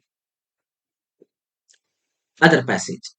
Only with long experience and opening up his wares on many a beach where his language is not spoken will the merchant come to know the worth of what he carries and what is parochial and what is universal in his choice. Such delicate goods as justice, love, and honor, courtesy, and indeed all things we care for are valid everywhere, but they are variously molded and often differently handled and sometimes nearly unrecognizable if you meet them in a foreign land. And the art of learning fundamental common values is perhaps the greatest gain of travel to those who wish to live at ease among their fellows. What's the main idea of the passage? It is talking about, of course, he used the means in the passage, he used the entire passage with the experience of merchant. Okay, but it's not about only merchant. Means the passage is not about the merchant actually. It is about the benefits of the extensive traveling experiences. Okay, traveling to various diversified places, diversified means interacting with diversified cultures, how you learn the things. Okay, you learn the universal values. You know the difference between the local values and the universal values. Means how they are designed in the particular community as per their needs. Okay, means I'm trying to elaborate it, but as per the passage, it is simply given. Okay, with a extensive traveling experience, people who travels can learn the universal values and how these are molded as per the See, variously molded and often differently handled, sometimes nearly unrecognizable if you meet them in a foreign land. Okay, at the end it is given that greatest gain of travel to those who wish to live at ease among their fellows, means who travels more, who interact with the various customs, cultures. They are, means they understand the humanity or human values in a broadened understanding, right? So how uh, they live at ease among their fellows, what does that mean? They will become more adaptive. They know that there are diversified cultures are there are diversified values are there are diversified way of expressing their values such as justice, love, honor, courtesy. So with that understanding they will become more adaptable and easy to what is that, become so humble. That's the meaning of the last statement. Okay, let us see the question. When we meet other people while we travel, we learn to differentiate between. We learn to differentiate between, as per the passage. Okay, imagination and understanding. No, is there any mention related to imagination and understanding? How the people who travel more can easily differentiate between imagination and understanding? Nowhere mentioned in the passage. Communities and nationalities. No, it is not talking about to differentiate between communities and nationalities. It is talking about how can you differentiate between parochial values, that means local values, and the universal values, and how they are molded as per the particular needs of the particular community. So it is talking about local values and universal values. It is not talking about friends and foes. Okay. So option C is the right answer. With the same passage, with a reference to above passage, the following assumptions have been made. Assumption. Travel leads to an understanding of humans. What do you say? Valid. How can I say? See, in the passage it is mentioned who travels extensively, they will interact with the different kinds of people, different kinds of cultures and customs and all these things. They will learn how different values are, how local values, how universal values, and how they are molded. So with this all this understanding, they are able to, means values are nothing but understanding the humans only, right? Values are the reflection of the humanity, right? So travel leads to an understanding of humans is the right assumption. Travel helps those who wish to learn fundamental common values. Yes, the art of learning fundamental common values is perhaps the greatest gain of travel to those who wish to live. Yes, right? Third one. A person with long experience in travel can resolve differences among the people. Is that mentioned? Are any relevant data? No. They are able to understand the universal values and the local values. Even they become more adaptable. They know that the diversification of the values and the different cultures, that doesn't mean that now they are capable to resolve the differences among the people. No, that is a different factor. That is a different faculty of human beings. No, it is not relevant to our particular passage. So 1 and 2, option E is the right answer. Once again, non-RC.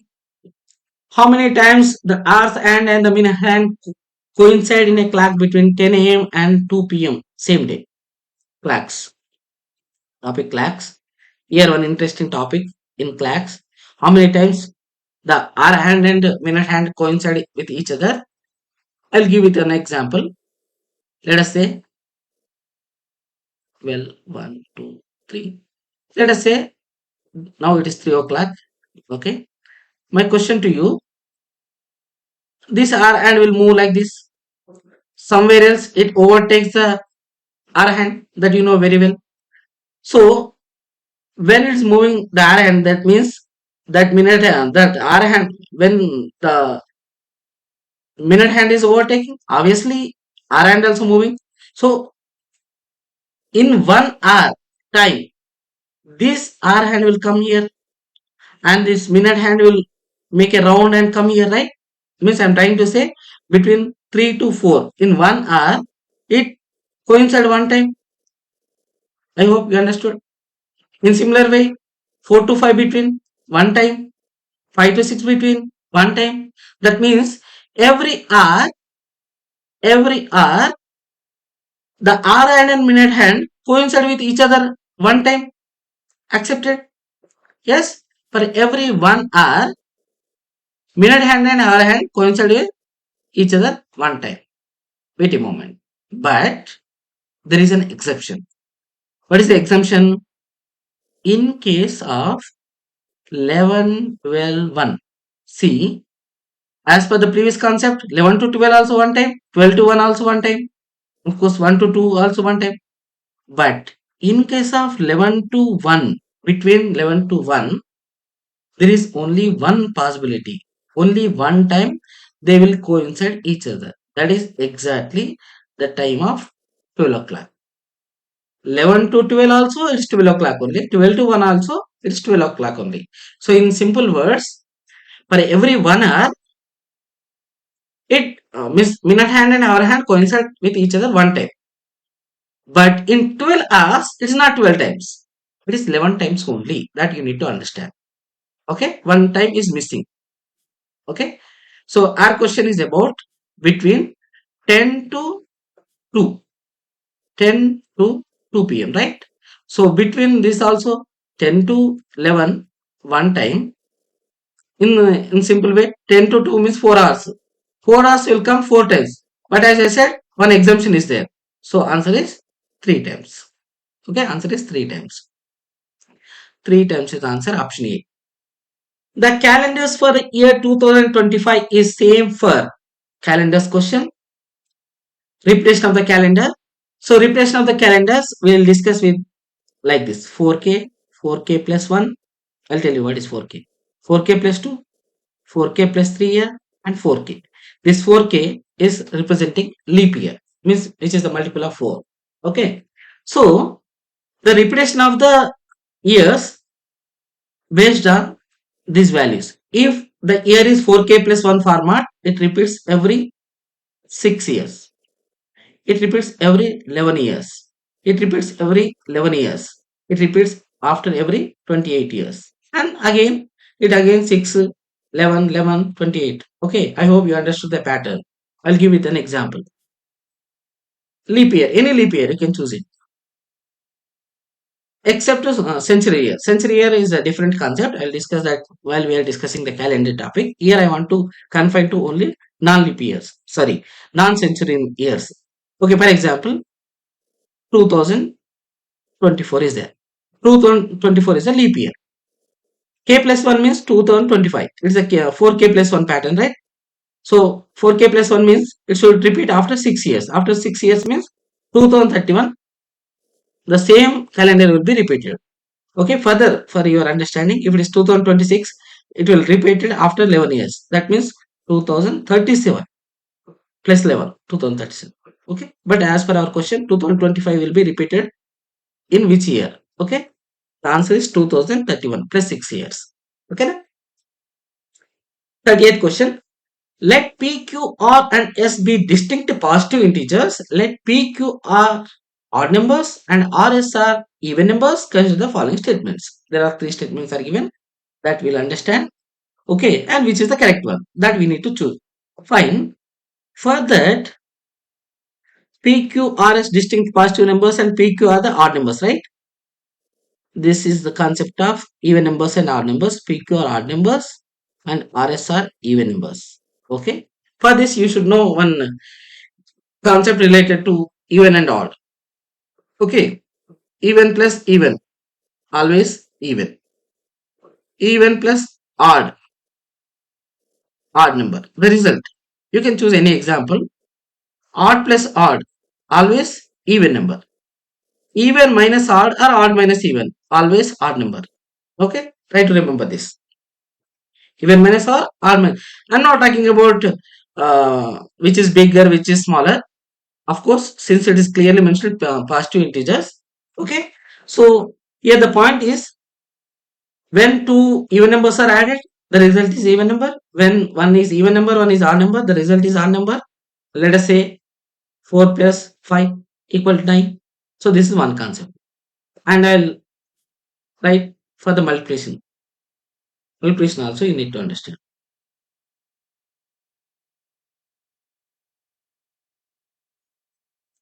Even into even, always even. Even into odd, also even. But odd into odd, the result is odd. Okay. So these are the important points related to this particular concept. Let us see the question now. There are three statements. We have to find out which is the valid or which is the correct statement. Okay. First statement. What is the first statement? P minus R whole square into QS is even. Whether this is correct or not. See, first of all, S is the even number, right? So any number multiplied by even number resulting in even only. As you know, even into odd also even into even also even, right? So any number multiplied, whatever the value, I'm not talking about the values even. What are the values of these P minus R whole square into Q, whatever it is. But once it is multiplied by even, the result is even. That means this statement is correct. So first statement is correct. Okay, let us see the second statement.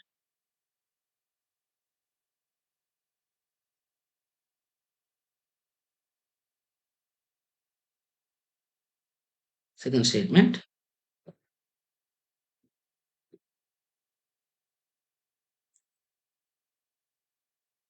Where it is gone. Okay.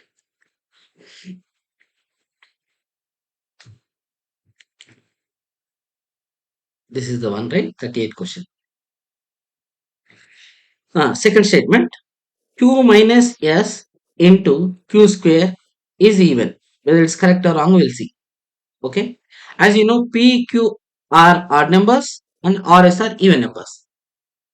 P, Q are odd numbers. Odd minus even result is odd. Okay, up to here, odd. And what about this Q? Q is the odd number, right? Odd into odd, always odd only.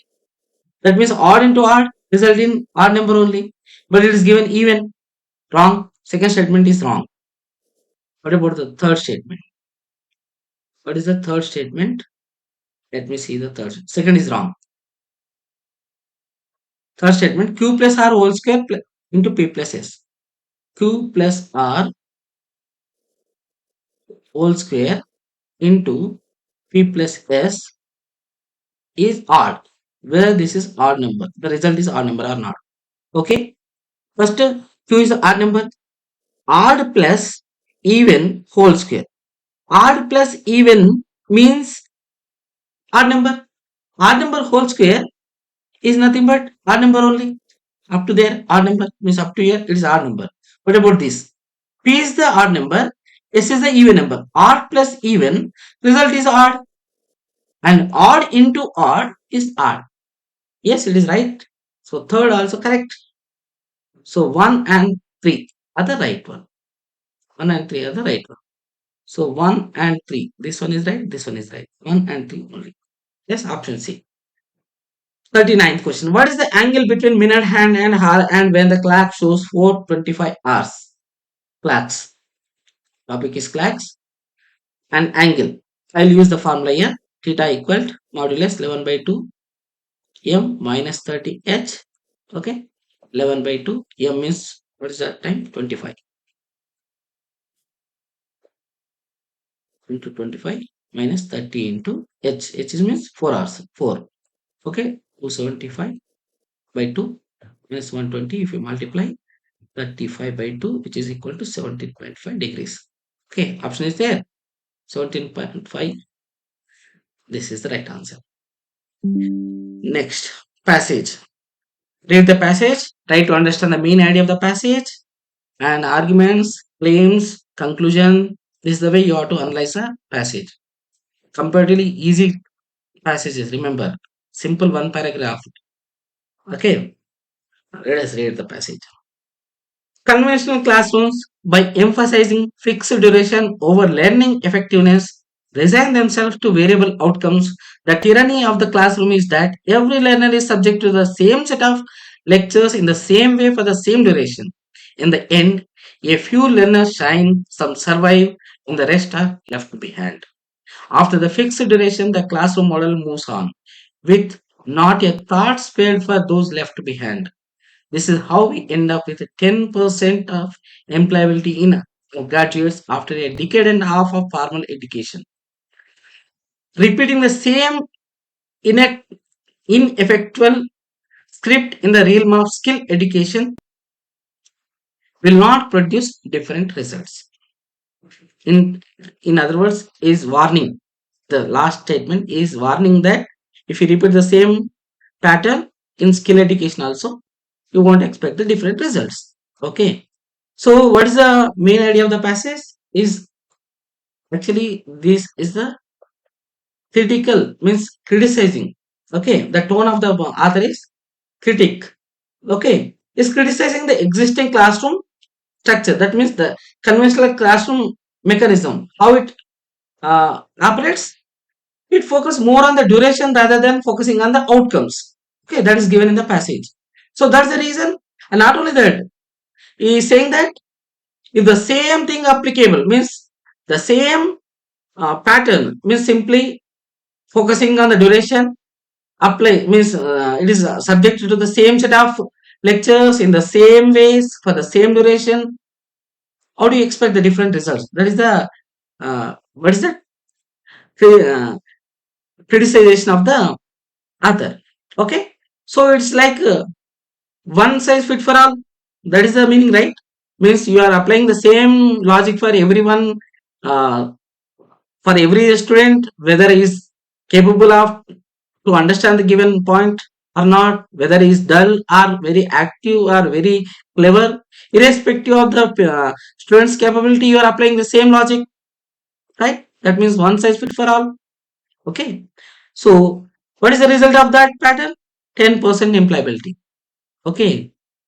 And repeating the same ineffectual script in the realm of skill education, you won't get the different results. You will get the same result. That means you will get the bad result. That is the intention of the author. Let us see the question. Which of the following statements best reflect the most logical and rational inference that can be made from the passage? Okay.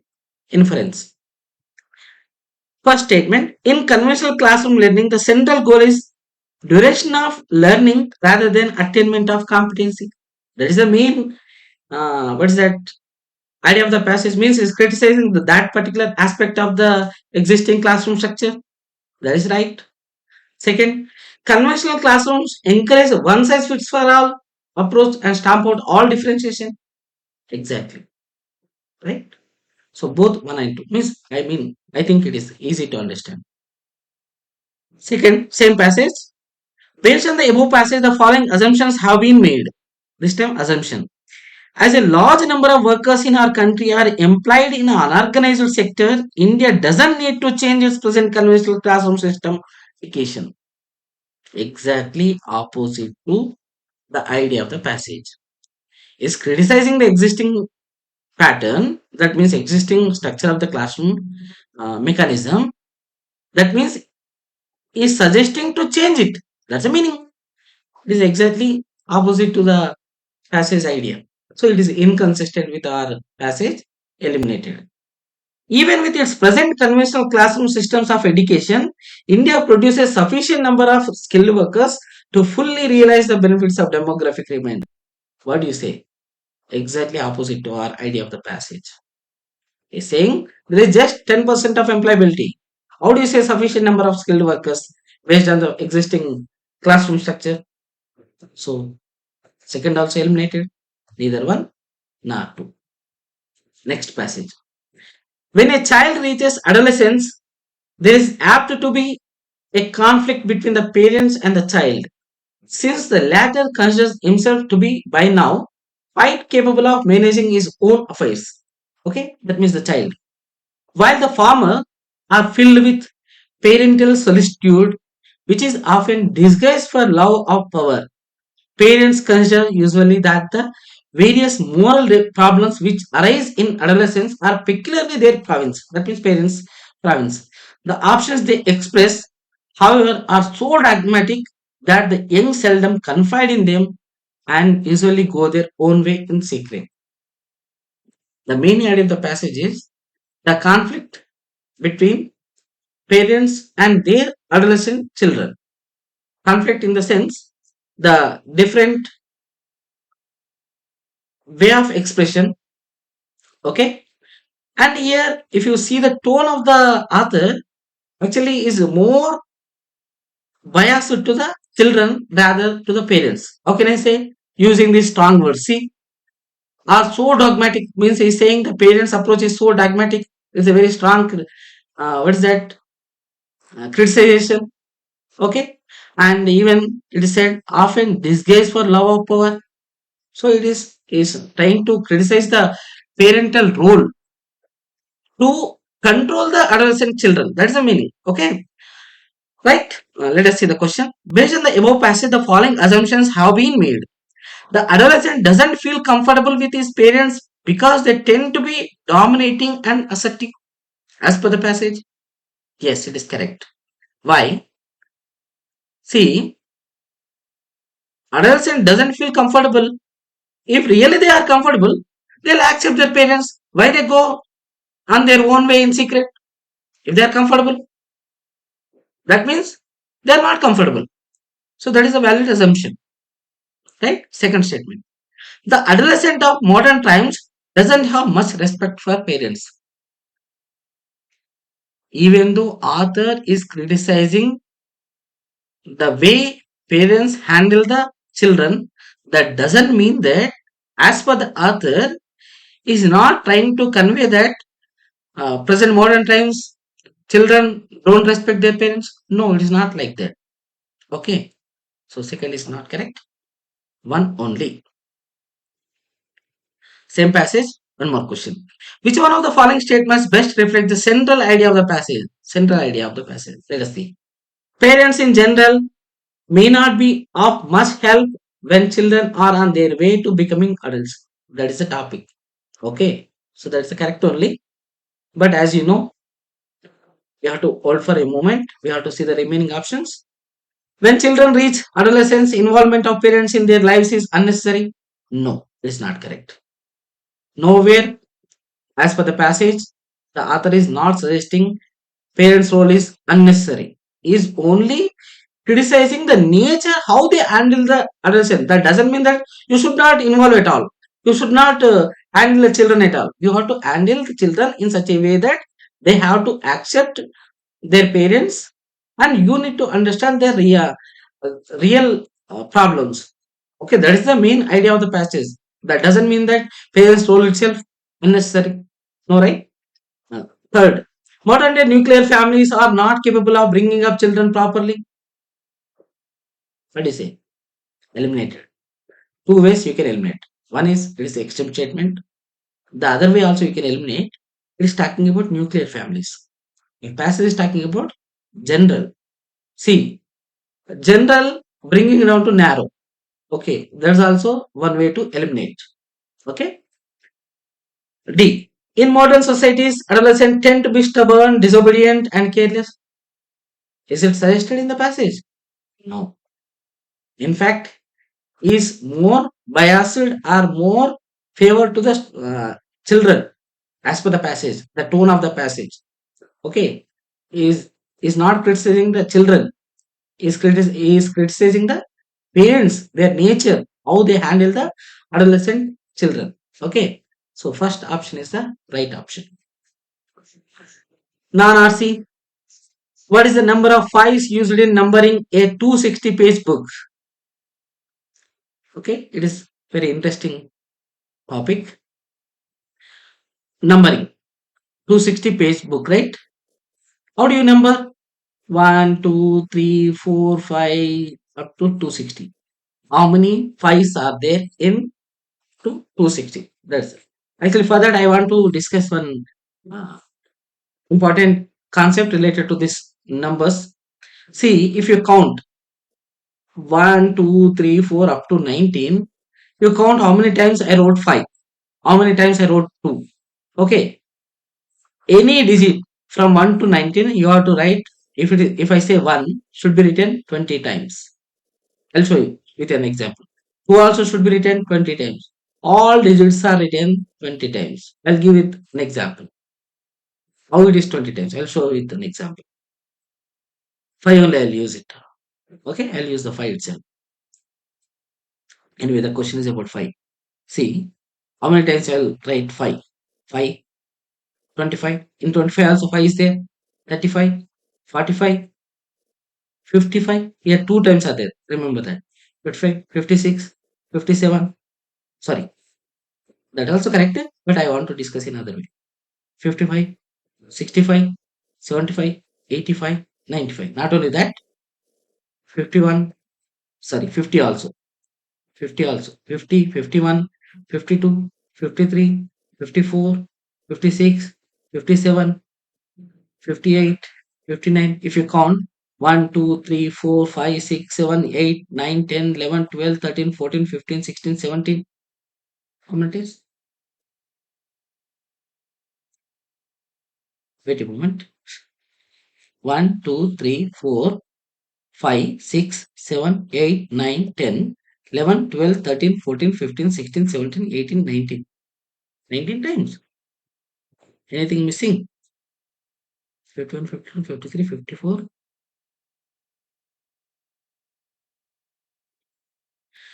57, 58, 59.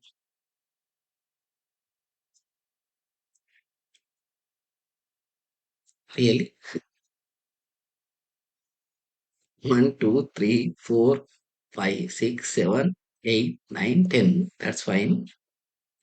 10.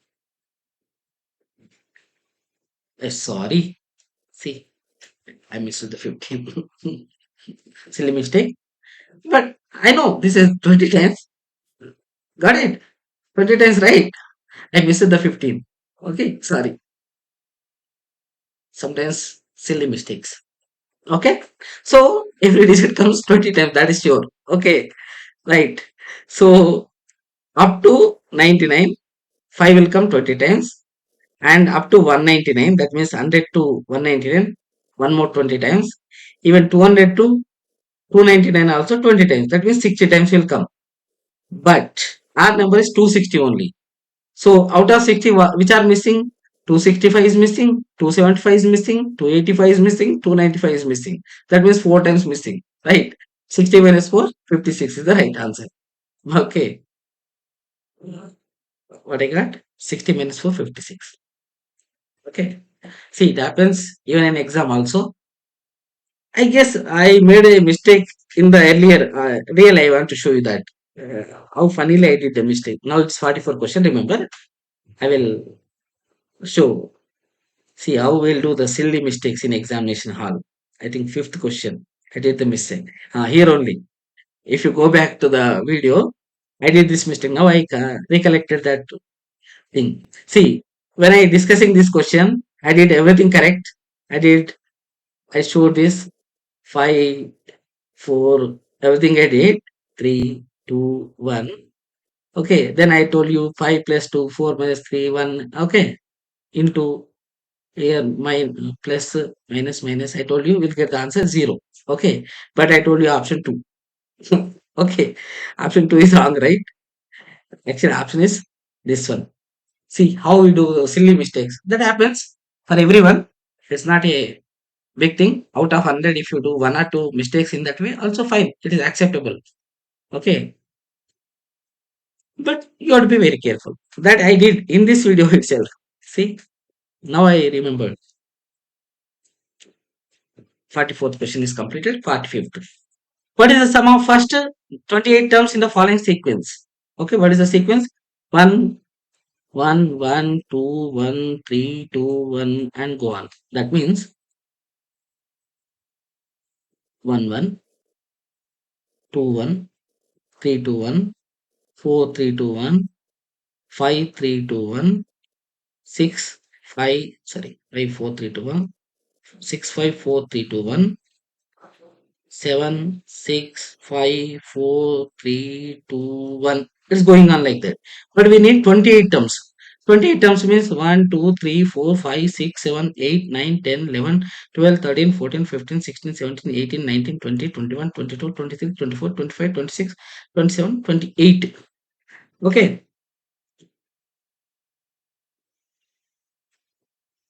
This is 2. This is 3. 3, 2, 1, 4, 3, 2, 1. Did I count it correct?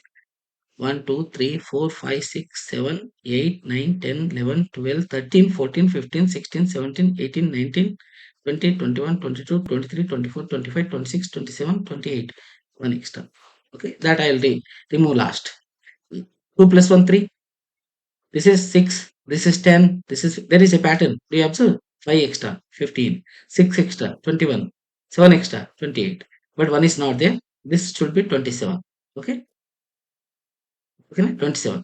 Let us add 2 plus 3 plus 6 plus 10 plus 15 plus 21 plus 27. 27 plus 21, 48 to 53. 48, 53, 63, 83, 89. Let's see. Okay, let me do 27, 21, 48, 48, 58, 63, 73, 79, 79 plus 5, 84. 84 is the answer. Okay, 84. A person buys three articles P, Q, and R for 3,330. If P costs 25% more than R and R costs 20% more than Q, then what is the cost of P? Okay, it's about percentage topic. The total is given 3,330. 3,330. P is 25% more than R, R is 20% more than Q. Let us say Q is backward tracking. If I say Q is 100, R is 120. 120. And P is 25% more than 120. 25% of 120 is 30. So 30 more means 150. Okay. So total is 100 plus 120 plus 150, which is equal to 370. 370 is given 3330. Okay. Then what about P? P means 150. 150 is how much? Okay. 371, so 379 times 150 into 9, which is 1350 rupees. 1350 rupees. Is there an option? 1350. Yes, that is the right answer. If sum of the two digit number AB, that means this is a number AB and CD is the three digit number 1CE, where the letters A, B, C, D are denoted distinct digits, then what is the value of A? Number system based on the digits. It is very interesting. AB is a number and CD is another number and two digit number. Okay, adding them, you are getting 1CE. See, very interesting logic. There are a number of possibilities of A, B, C, D, E values, but as you know, these all are digits only. I'm not talking about BD. I'm focusing on only this part. When you are adding these two digits, of course, you will get some value from here, but my focus on this part. Try to understand carefully. If I add these two, that means A plus C. How to get the answer? 1C. C is a digit. Okay, careful. 1C. That means A plus C. When do you get 1C? That means A must be 10. A must be 10. Then only you will get the 1C. The structure of the value. I'll show you with an example. 10 plus, for example, C is 3. C is 3. 10 plus 3, which is equal to 13. That means 1 and C. You're getting my point. But A can't be 10. Why? A is a digit. Digit can't be 10. That means there must be a carry forward. There must be a carry forward. That carry forward must be 1 only. That carry forward must be 1 only. Why not 2? 2 is not possible. Why 2 is not possible? B and D are digits only. The maximum sum will get 9 plus 9, 18 only, right? You won't get 20 above. Since these are two digits, sum of the two digits never been more than 20. The maximum value is 18. That means you will get maximum 1 carry forward. So that means A value should not be 10, but C must be added with 10. That means A must be 9. See, interesting logic. So A must be 9.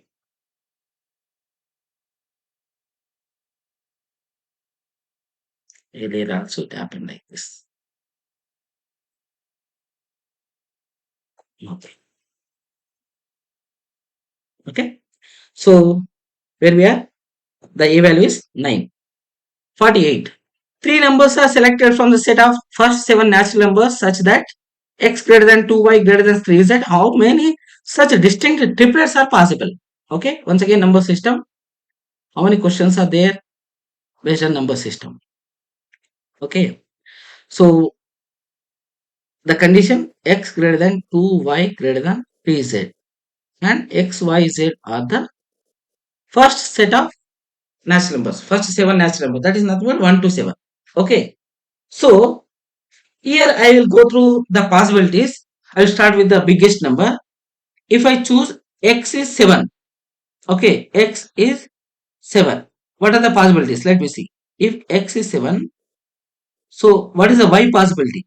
Y possibility, okay, I am starting from the biggest number. Can I say y equal 4? If I say 4 into 2 becomes 8, which is more than 7. Our value should be less than 7, right? So y can't be 4. Y should be less than 4. So let me choose y equal to 3. Y equal to 3. 3 into 2, 6. I am choosing y equal to 3. Okay. Then what about z value? Z value can't be 2. Are you able to follow? Can't be 2. If it is 2, 2 into 3 becomes 6. 6 is not less than 6, right? So can't be 2. Definitely less than 2, which is 1.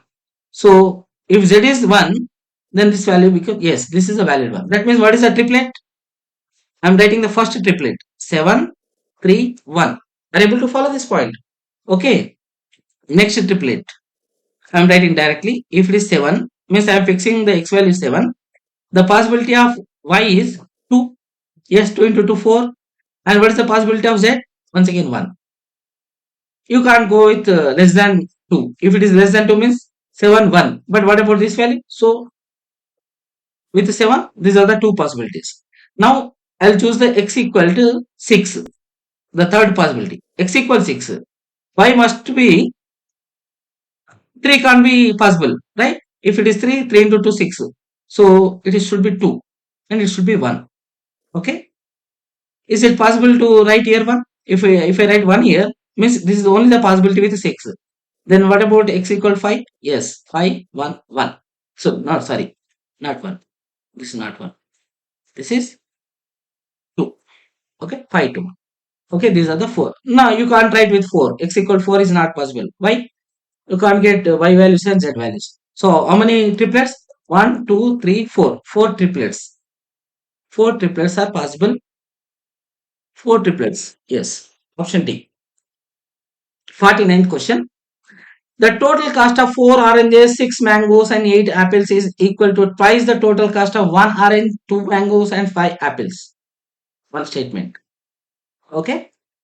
Consider the following statements which is correct. The total cost. First let me write down. The total cost of 4 oranges. Okay. Don't confuse. It is oranges. 4 oranges. 6 mangoes plus 8 apples is equal to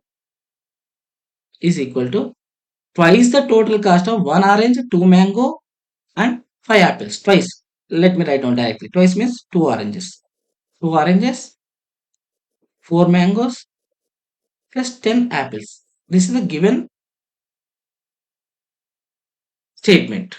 Okay. So with that, if I bring these 2 oranges to left hand side, okay, that becomes, I hope you know the subtraction. I'll write once again. So 4 oranges plus 6 mangoes plus 8 apples. Okay, I'll divide with 2. Okay, if I divide with 2, 2 oranges plus 3 mangoes plus 4 apples equal to right hand side 1 orange, 2 mangoes plus 5 apples. This is one thing which I derived from the given information. See, let me see the options first. Based on the options, I'll tell you. Total cost of 3 oranges, 5 mangoes, and 9 apples. 3 oranges, 9 apples equal to total cost of 4 oranges, 6 mangoes, and 8 apples.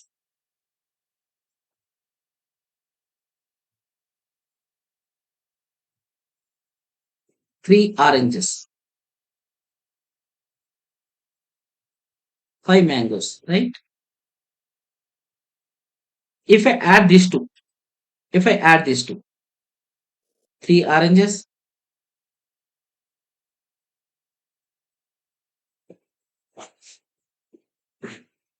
wait a moment, means I don't want to confuse you. Okay. See, based on the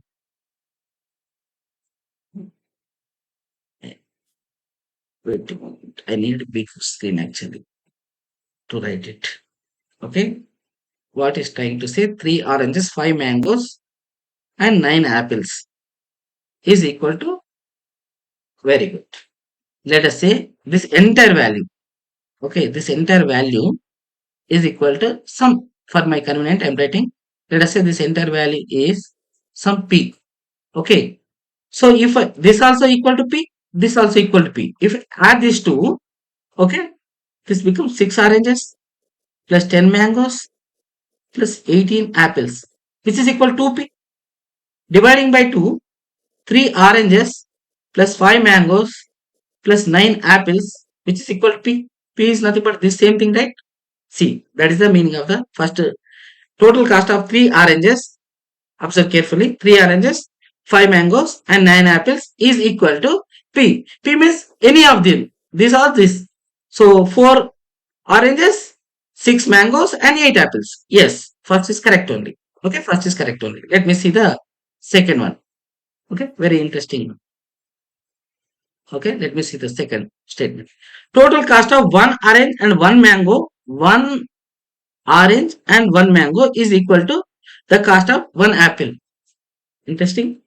So this time what I do, I'll bring left hand side. Okay, I'll bring left hand side. If I bring left hand side, it will become 2 oranges plus 2 mangoes. I'm bringing this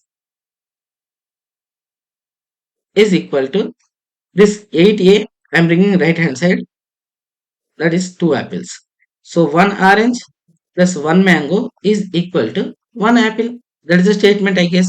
Total cost of 1 orange and 1 mango is equal to the cost of 1 apple. Yes, correct. So both statements are correct only. 1, 2. Both are correct. Both 1 and 2. Okay. 50th question. 32 power of 5 plus 2 power of 27 is divisible by divisibility rule. But it is not about divisibility rule. It is tricky question. It is not about divisibility actually. The question is clearly mentioned, it is divisible by something, but the question is not about divisibility. What is this? Tricky. You can't find out which number divides to this big number with a simple logic. I'm trying to say, see, the question is not about divisibility, the question is about unit place. I'll show you how it is. See, the interesting thing, 32 power of 5, 2 power of 27 divisible by something is given.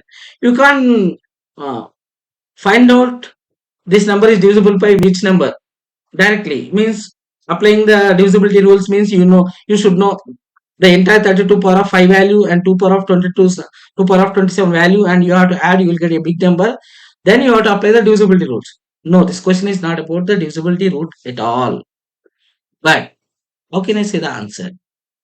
For two numbers, it is very easy to say without knowing entire number. What is that? The simple thing is, if you know the unit digit, if it is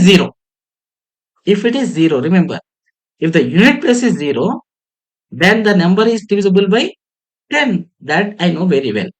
So that's the logic here. Okay, I'll show you. See, 32 power of 5. My question is only about unit place, unit digit. Okay, so 32 power of 5. So it is nothing but 2 power of 5. 2 power of 5, unit place. 2 power of 5, what is the unit place? It is 2. Plus, I'm talking about only unit place. 2 power of 27. 2 power of 27, what is the unit place? To find out the unit place, I have to divide this 27 with 4 and I have to get the remainder. What is the remainder? Remainder 3.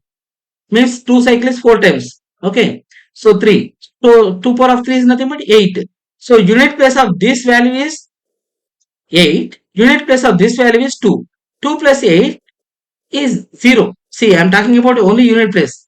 When the unit place is 0, Definitely the number is divisible by 10. That's only the logic here.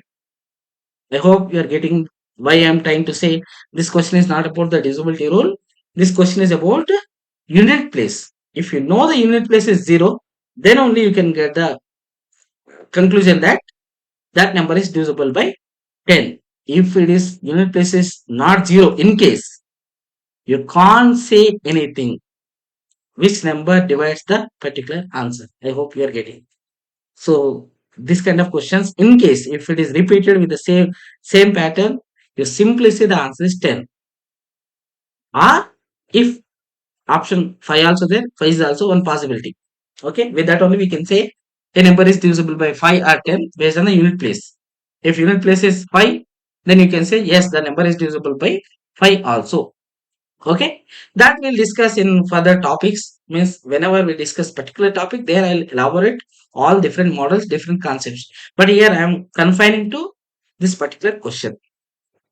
Once again, passage very simple, small passage, just 3 sentences paragraph. When an international team of pumped a carbon dioxide and water mix into underground basalt rocks, basic chemistry took over.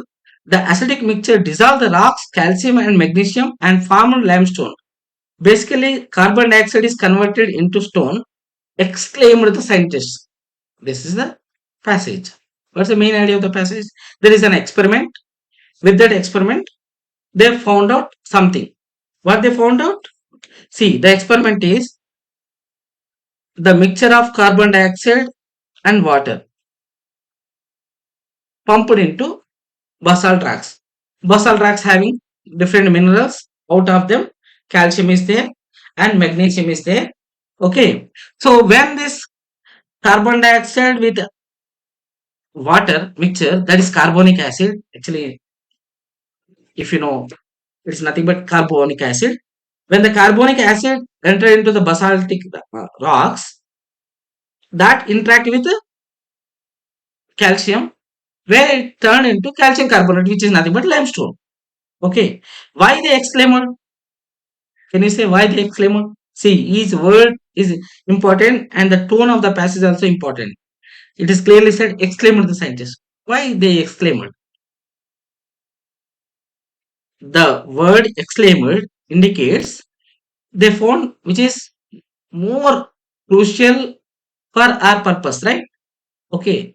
Here the uh, crux of the passage is nothing but they converted carbon dioxide into limestone. It is nothing but carbon sequestration. That means if you are able to convert the atmospheric carbon dioxide into a resid or a stone, in this example it is stone, limestone, means you are putting that carbon dioxide into solid form, absorbing into earth. It is nothing but carbon sequestration. That means it is helpful to handle or combat the climate change. See, with a simple, this exclaimed word indicates all these things. Okay. So we'll discuss the question. Which one of the following statement best reflects the most logical, rational, and practical suggestion implied by the passage? It is a cheap and practical method to produce limestone at commercial level for building purposes. Do you think that?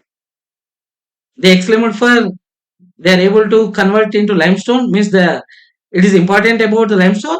No, it is not important about limestone. It is important about carbon dioxide converted into limestone.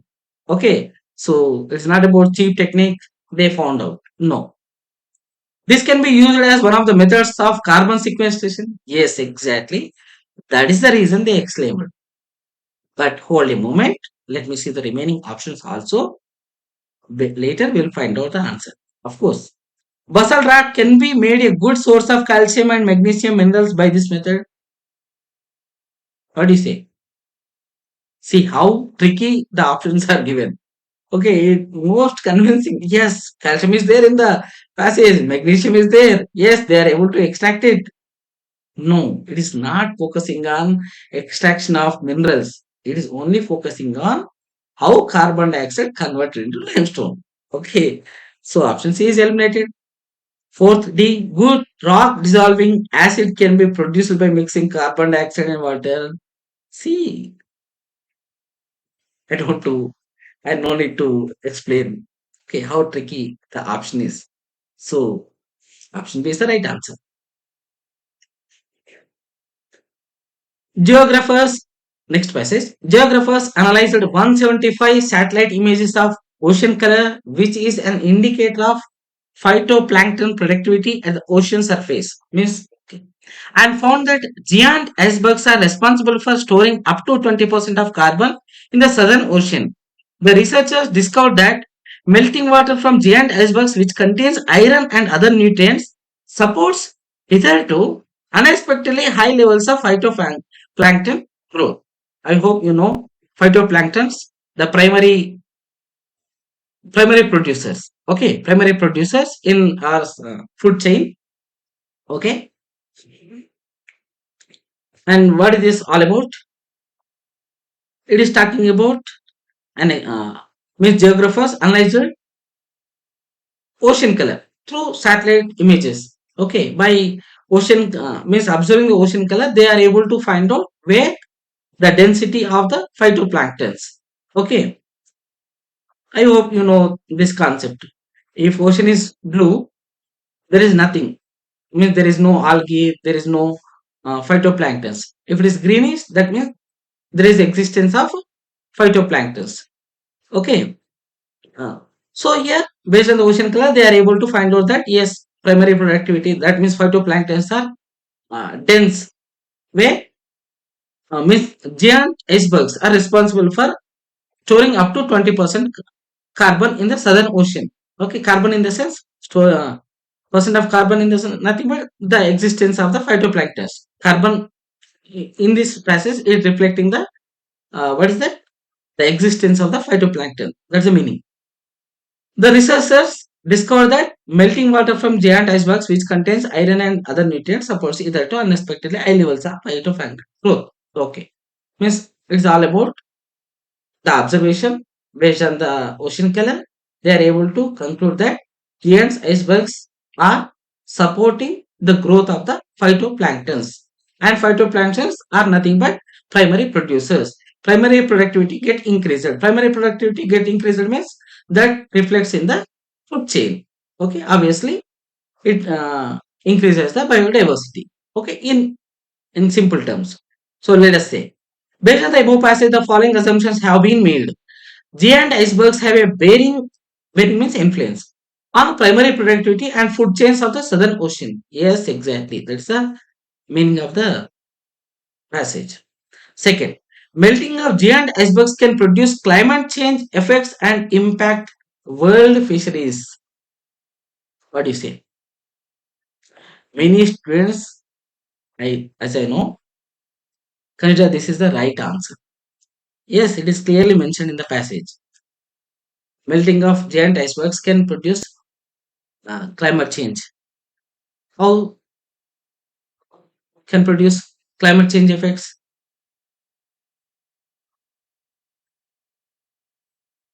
Actually, I'm misguiding. Okay, it is misleading option. Two ways I can eliminate it.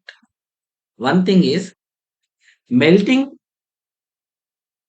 giant icebergs can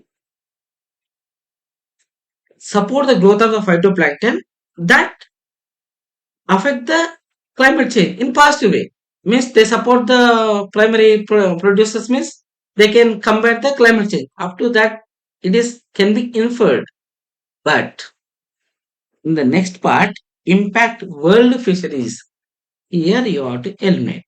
Why? The passage is talking about particularly about the Southern Ocean. The option is talking about entire world fisheries. See how beautifully the options are made. Okay. So as I said, passage is talking what is that? Narrow. But the option is given broadly. So in the simple sense, you can eliminate the option. Okay. So one only. Next passage. Evolution has endowed caterpillars Caterpillars that feed on corn with a unique ability. They can induce the plant to turn off its defense against insect predators. This helps caterpillars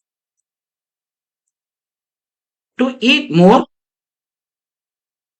and grow faster. The agent that causes this effect is caterpillars, feces, or frass. The find could throw new light on compounds associated with plant response to pathogens like fungi or bacteria. This entire passage is talking about the caterpillars adaptability, okay, adaptability, or how the corn plants responded to the caterpillars attack, or you can say inducement, as per the passage. So here two things: the evolution, okay, either side.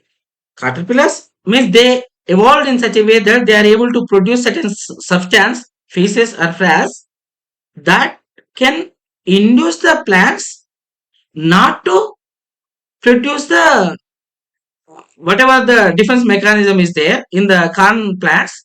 They are able to turn off the mechanism. See, that's the evolution of the caterpillar side.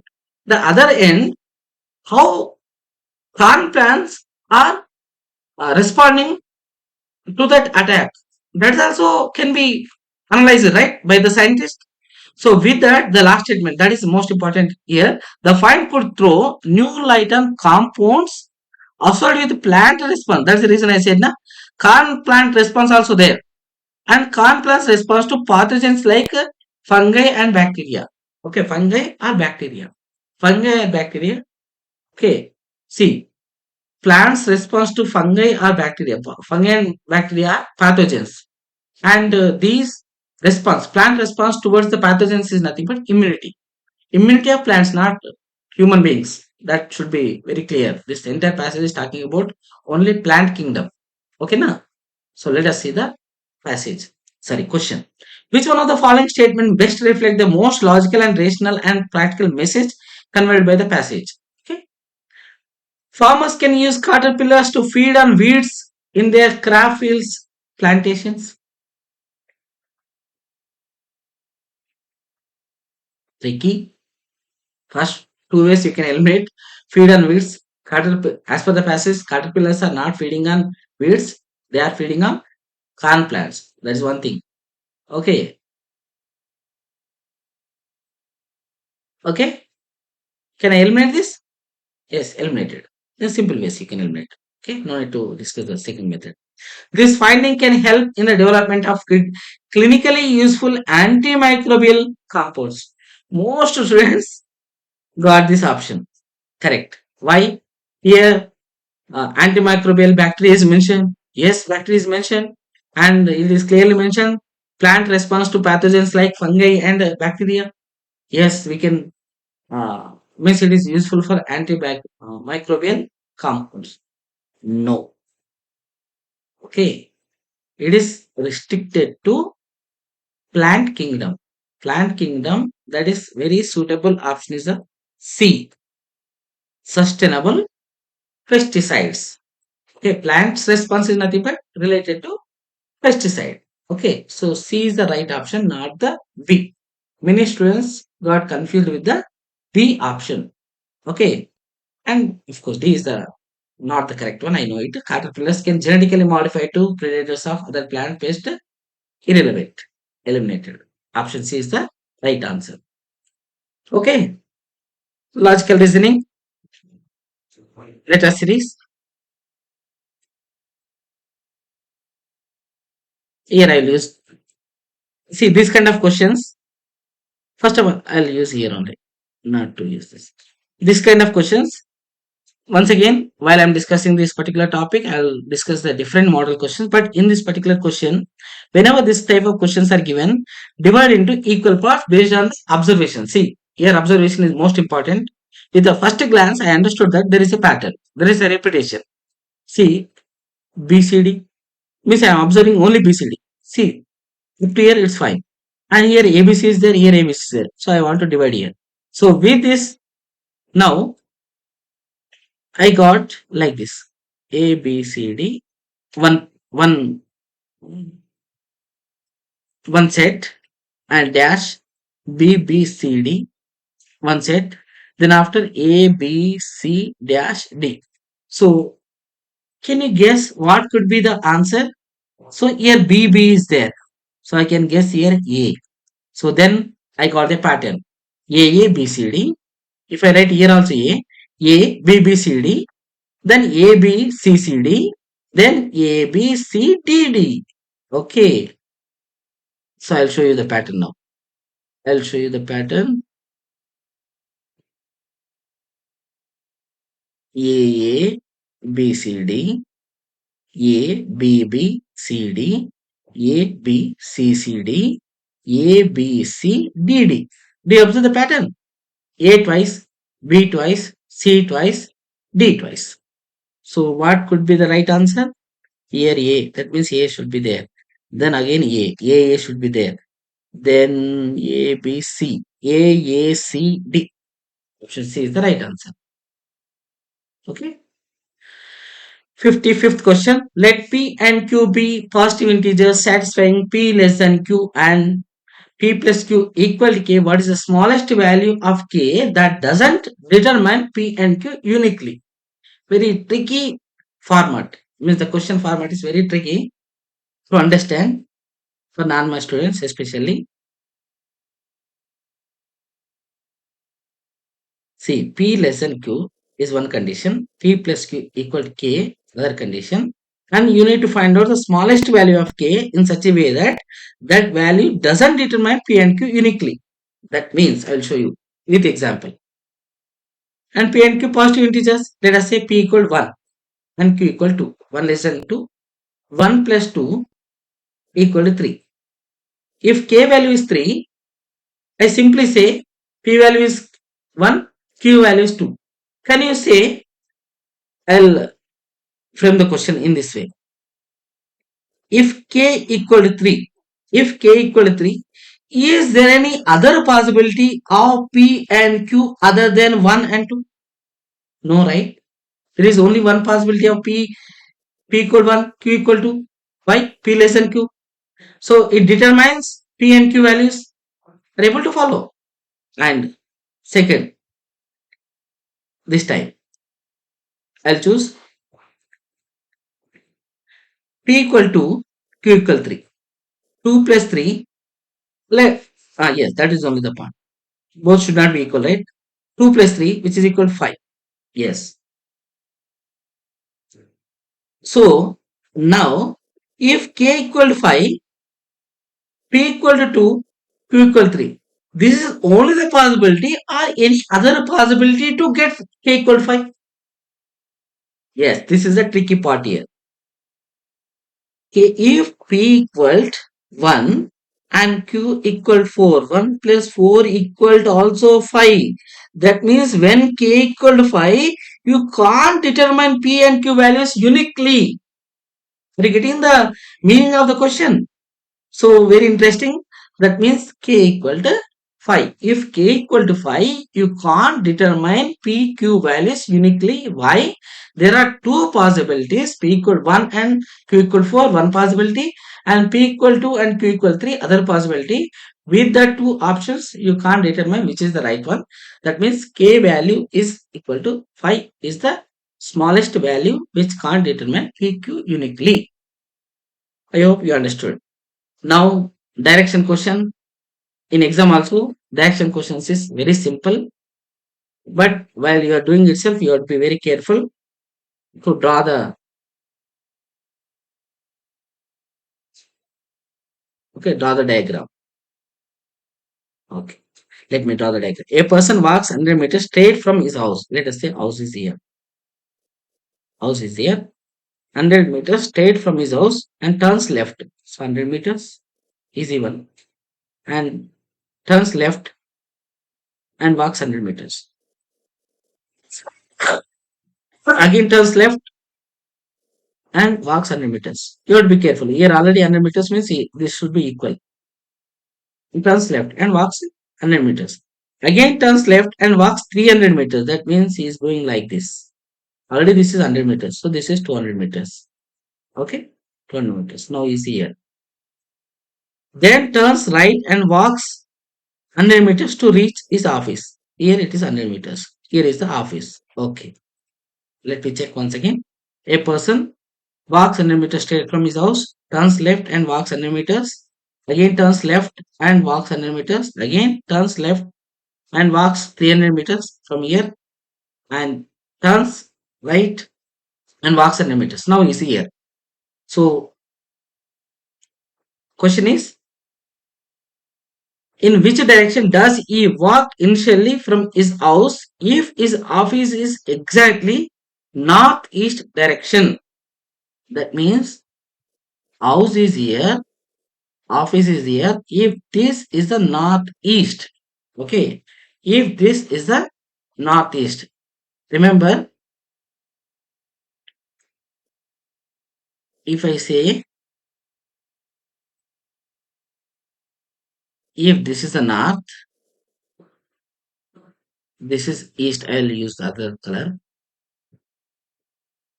Okay, this is the east, this is the south, this is the west. Okay, north, northeast. I hope you know how to draw the directions. If you consider east is your opposite side, your right hand side is the south, your left hand side is the north, and back side is the west. Okay, this is the northeast between. So initially is moving towards like this. That means which side? West side. So answer is west. West is the right answer. A person walks 100 meters westwards. Okay, once again, directions only. This time it is clearly mentioned westwards. So I'll use, where you know, north, west, south, east. So 100 meters westward, 100 meters westward, 100 meters westward. Then turns left and walks 100 meters westward. Sorry, left and walks. He then takes 225 turn clockwise. Okay, 225 turn clockwise. Clockwise means like this. Okay, 225.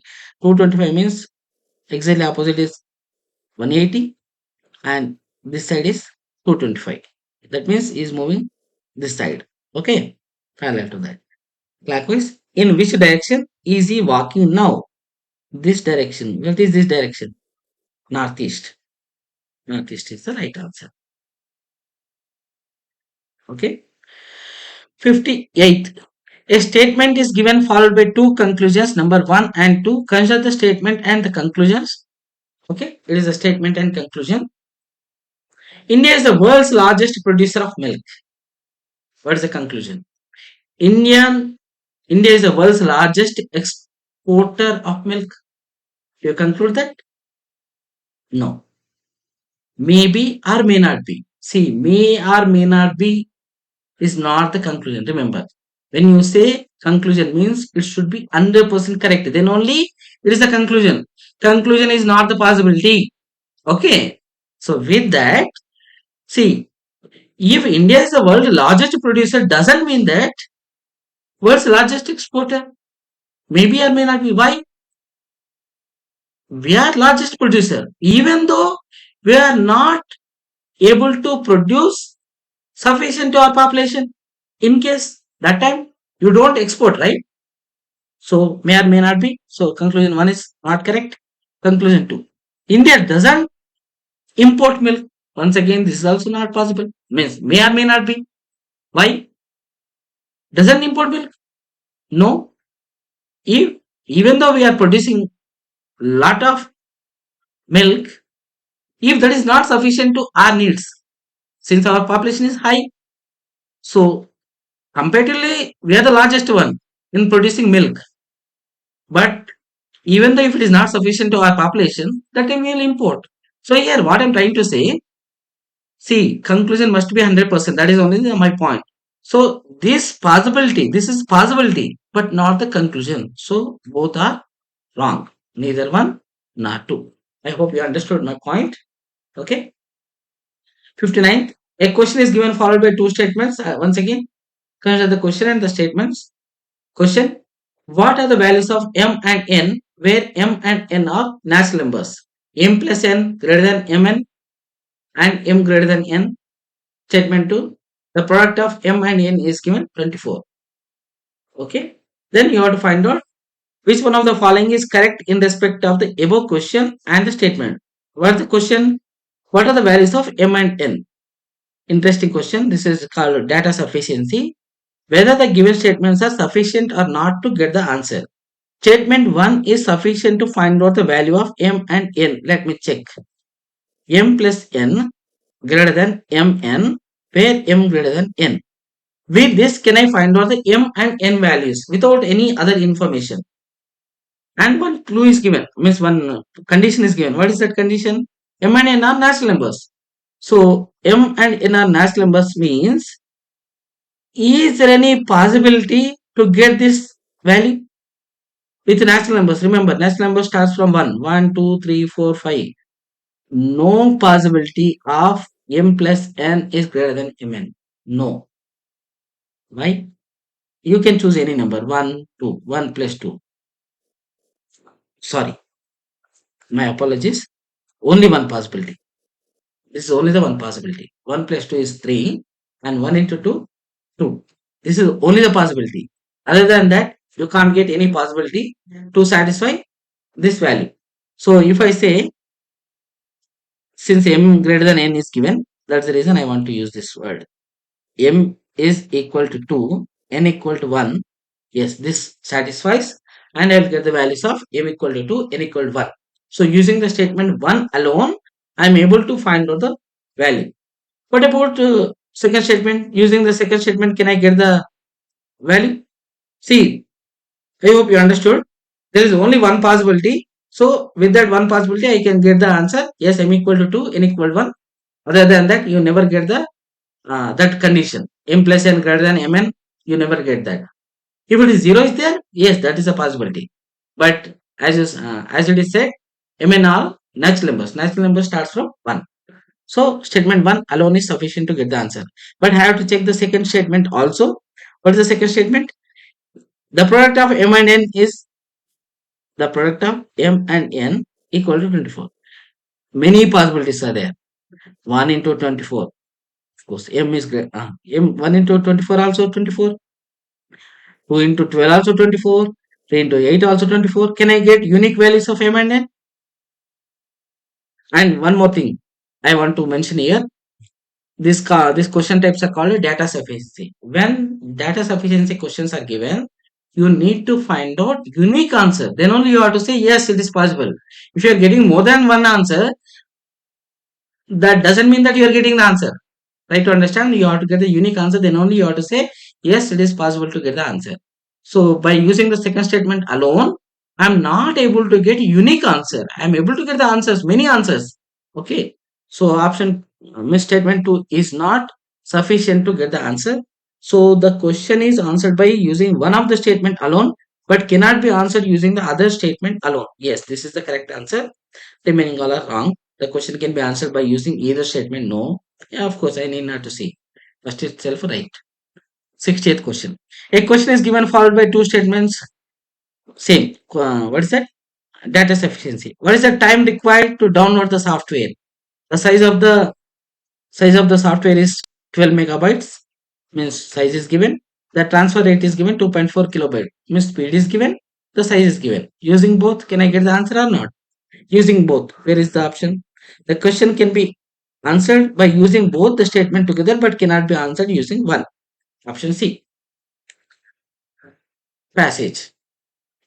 In a robust democracy, reality, howsoever inconvenient it may be, finds its expression both in the speech of political leaders and other social forms of assertion. The existence of the real has to be transparent both through its circulation in and by the media as well as its argumentative articulation in deliberative democracy. A normatively responsible media through its communication effect has the responsibility to circulate the content of reality without distortion. The passage is talking about the political discourse, means There should be transparent either in political discourses as well as in media. Okay, and their responsibility to present the reality. Howsoever it is inconvenient. Okay, let us see what is the question. Means it is a simple point. Which of the following statements best reflects the crux of the above passage? Let us see. Responsible media should not distort the real in an ideal democracy. That is all about in the passage. But let me see the remaining options. As you know, fake news seems inherent in the life of an ideal democracy. It is inconsistent with our passage and it's a what's that extreme statement eliminated. There should not be any kind of restrictions on the freedom of expression in an ideal democracy. The passage is not talking about whether there should be restrictions or not to be restrictions. It's not talking about freedom of expression at all. Okay, it's out of the scope of our passage, eliminated. D option. Irresponsible media and political leaders cannot be effectively controlled in an ideal democracy. Once again, extreme statement out of the scope of our passage. Simply option A is the right answer. Passage 2. Nowadays, there is a growing trend to use interconnected home devices. As consumers increasingly network their homes, the connected home device manufacturers and service providers will seek to overcome thin profit margins by gathering more of our personal data with or without our agreement, turning the home into a corporate storefront. Corporate marketers will have powerful incentives to observe consumer behavior to understand the buying needs and preferences of the device owners. Okay, the passage is talking about the trend of IoT, as you know, Internet of Things, home devices, connecting interconnected home devices, and not only that, it is focusing on the risk of privacy. Where it's mentioned, I'll show you one line. In profit margins by gathering more of personal data with or without our agreement. See, one single statement indicates the tone of the passage. Here it is talking about means it is indicating that there is a risk of the privacy of the people. Means they are collecting the data with or without the agreement. Okay, means the personal data is collected. They may manipulate it. They can use for other things, and they are analyzing the behavioral pattern of the people. Okay, they can manipulate, they influence the people through various modes. Is it or not? It is happening in general also. Okay, so what is the question? Which one of the following statements best reflect the most logical, rational, and practical message implied by the passage? Let us see. Option A. Knowledge of consumer behavior leads to more capital expenditure in manufacturing sector. What do you say? Is there any relevant point towards whether the knowledge of consumer behavior leads to more capital expenditure or manufacturing sector? No. Okay. It's not talking about capital expenditure and it is not talking about particularly for manufacturing sector. It may be any sector, right? So option A is eliminated. Knowledge of consumer behavior stimulates the growth of commerce and trade and thus helps in overall economic development of the country. This is tricky trap statement. It looks like very convincing, but once again, it's a trap. It's not mentioned in the passage. It is out of the scope of our passage. It might be looks fact. See, sometimes facts are more confusing. Statements are provided in options to trap you. Okay, so option B is eliminated. Option C. Interconnected devices give a lot of comfort to home users and improve the overall quality of the life. Most convincing, right? This is not the idea of the passage. See how the options are given. The D. Interconnected devices can be at security risk and home users may have privacy risk. This is the inference. That's the reason I underline with or without our agreement. That means there is a risk of privacy without your notice. I hope you understood how you have to get the point from the passage. Green growth involves rethinking growth strategies with regard to the impacts on environmental sustainability and the environmental resources available to poor and vulnerable groups.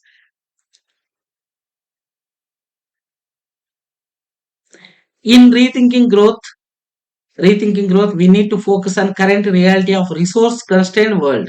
Resource intensive and in particular energy intensive process will need to make way for more efficient and resource frugal development strategies if we are to avoid an economical dead end or a world in which only a small elite is able to enjoy affluence in the midst of a sea of poverty.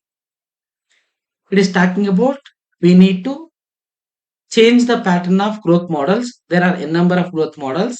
Here it is talking particularly about green growth in a sense that it is nothing but sustainable development growth model. Okay. Means you have to balance between your GDP growth in real terms. That means in general we say the growth is nothing but GDP growth.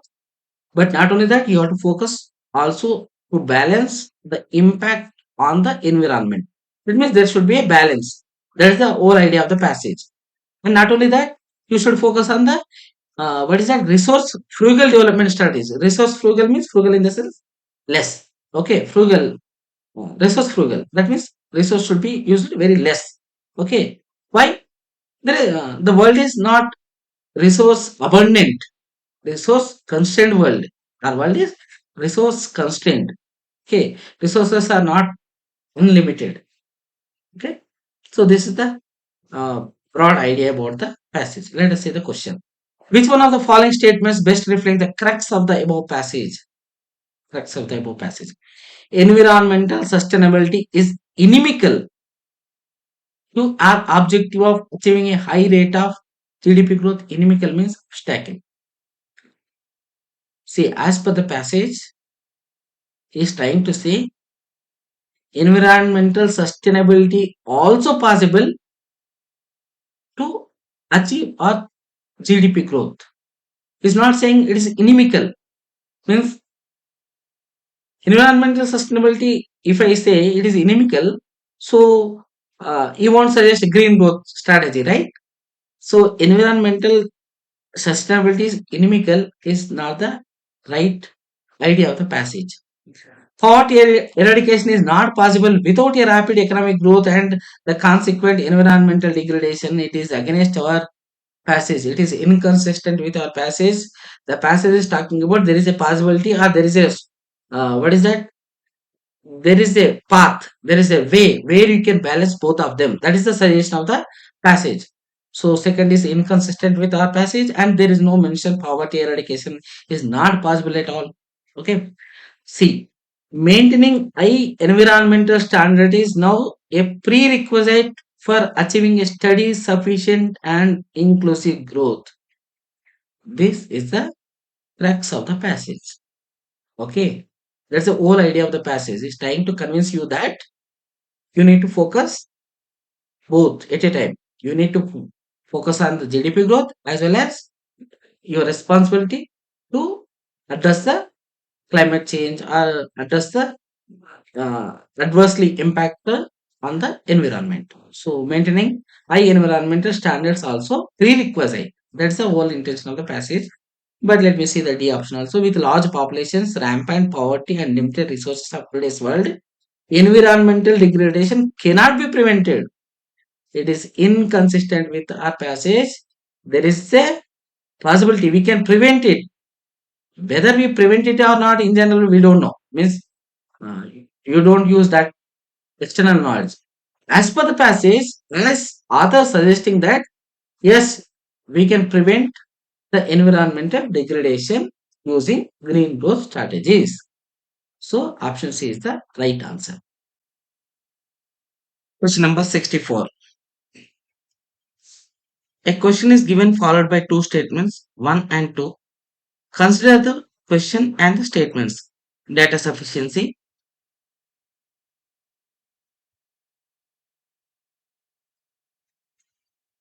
What are the unique values of x and y where x, y are distinct natural numbers? Statement 1, x by y is odd number, and statement 2, x into y equal to 12. So using statement 1 alone, can we get the answer? Let us see. First of all, x, y are distinct natural numbers. Okay, x, y are distinct natural numbers. That is one.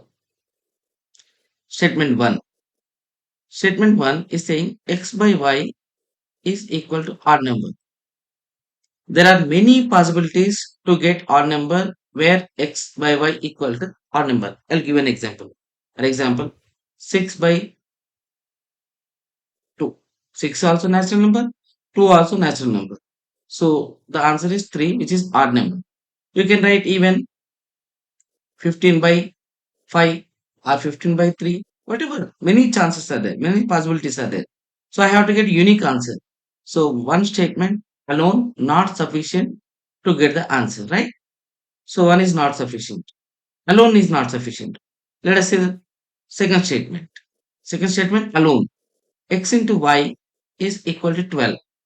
Once again, many possibilities are there. 1 into 12 equal to 12, 2 into 6 also, 3 into 4 also, 4 into 3 means x values, it is 4, it is 3, then also 12. That means many possibilities are there. We need to get unique answer. So statement 2 alone not sufficient to get the answer. Now we'll use both the statements whether we'll get the answer or not. That means using first statement as well as second statement.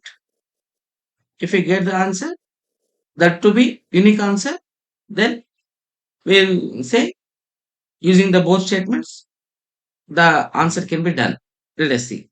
If I use the both the statement, that means here possibilities are many, but I can eliminate the options which are not fulfilling the first condition. See here, if I say x equal to 1, y equal to 12, 1 by 12 is not odd number. This option is eliminated. 2 by 6, which is the fraction, not possible. 3 by 4, not possible. Means we have to get the odd number, right? Then 4 into 3, 4 by 3. Here this condition is satisfying, but the first condition is not satisfying. 6 into 2 also 12. So 6 by 2, which is 3, odd number. Yes, this is fulfilling the first condition as well. What about the 12 into 1? 12 by 1, 12 by 1, which is 12. That means value also 12, which is not the odd number, right? So only this possibility is satisfying both the conditions. That means x equal to 6, y equal to 2. Using both statements, I am able to get the unique answer, which is x equal to 6, y equal to 2. So answer is, using both the statements, we are able to get the answer. So the option is, the question can be answered by using both the statements, option C. Okay. 65th question. Same data sufficiency. A certain amount was distributed among x, y and z. Who received the least amount? Okay, remember, while we are doing the data sufficiency question, it is not to get the answer. Means it is not to get the value of the answer. It is only to get whether we are able to find the answer or not. That is called data sufficiency. Okay. So we are able to get the answer or not. That is only our question. So let us see. A certain amount is distributed among x, y and z. Who received the least amount? We need to find out who get the least amount. We don't bother about what is that amount, but only who gets the least amount is our question. So statement 1, x received 4 by 5th of y and z together. Obviously, using one statement alone, you can't get the answer. Why? There are three variables. How can you get to know which is x, which is y, which is z? So using statement 2 alone, you can't get the answer. And using second statement, y equal to 2/7 of x and z. Using the second statement alone also, you can't get the answer. But how about using both the statements? Using the both the statements, you'll get the answer. Why do you get the answer? Using both the statements, you are able to find out x is to y is to z. That means you are able to find out the ratio of the x, y, z. If you find the x is to y is to z, that means if you get the ratio, of course you don't get the values. Means which is the what is the value of x, what is the value of y, what is the value of z. You don't get it. But you should know that which is least, which is maximum based on the x, y, z values. I hope you understood. By using both the statements, we are able to find which is the who gets the least amount. So using both the statements, we'll get the answer option C. 66th question, data sufficiency only. If the average marks in a class are 60, then what is the number of students in the class? The question is given to means in a class we don't know number of students, but their average is given. Average is given 60. This number may be 3, maybe 4, maybe 5, maybe 6. N number means n number of possibilities are there. Now your question is to find out this value. First statement. What is the first statement is given? First statement is given. The highest marks in the class are 70 and the lowest is given 50. So here, I don't know how many students are there. Out of them, highest number is 70 and remaining is lowest is 50. So these values we don't know. The question is, using the statement 1 alone, can you say how many students are there? No. Any possibilities are there. See, for example, I'll show you with an example. If all the remaining students are 60, 60, 60, so average becomes 60 only. But it may be 6 members, it may be 7 members, it may be 8 members. Means with this statement 1 alone, by knowing highest value and the lowest value, you can't get the number of students. So statement 1 alone is not sufficient. How about statement 2 alone? Okay, statement 2 alone. What is the statement 2? Exclusion of highest and lowest marks from the class doesn't change the average. Okay, so we don't know the total number of students, but changing the highest number and the lowest number means exclusion of, let us say that the same value.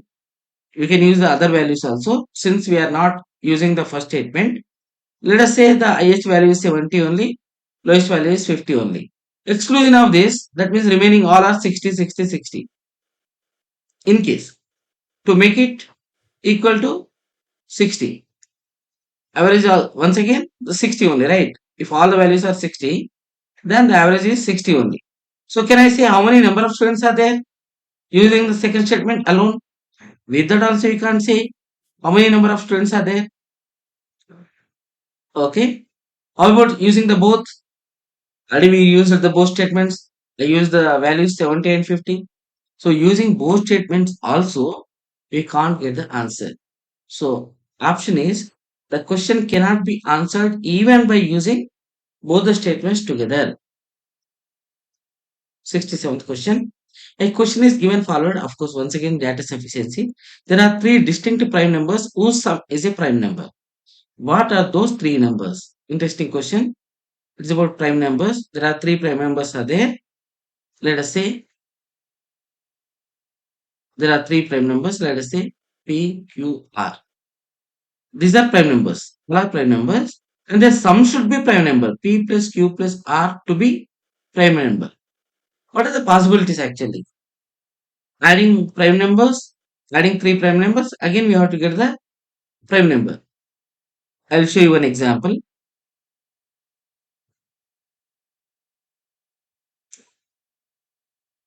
See, I'll show you an example. 3 plus 5 plus 11. 3, 5, 11, all are prime numbers. Adding up, you'll get 19, which is again prime number. Yeah, this is one possibility. Okay. 3 plus 7 plus 11, which is equal to, okay, not 11. Let me use a 13. 13, 23, right? So all are prime numbers and the result also prime number. Like that, if I write, I can get even 29 also. 3 plus 7 plus 19. Yes, 29, which is a prime number. Means the n number of possibilities are there. Adding up prime numbers, three prime numbers, getting the the resultant also prime number. There are many possibilities are there. Let me use the first statement. What is the first statement? The sum is less than 23. The sum is less than 23. Only one possibility. Only one possibility. You can't get any other numbers. Means adding any three prime numbers to get the result is prime number. No, there is no possibility. Only 19, which is less than 23. So using the statement 1 alone, I can say which are those numbers? 3, 5, 11. Okay. So first statement 1 alone is enough to get the answer. How about second statement alone? Let us see. Second statement alone, can we get the answer? One of the numbers is 5. See, while I am using the second statement alone, I should not use the first statement. So, second statement, PQ are prime numbers and it is saying one of the number is 5. So, 3 plus 5 plus, okay, just now we did 11, which is 19, and 3 plus 5 plus 13, which we use it 13 or 17. Just now we did, I think 3 plus 7, yeah, 23. Okay. How about the next one?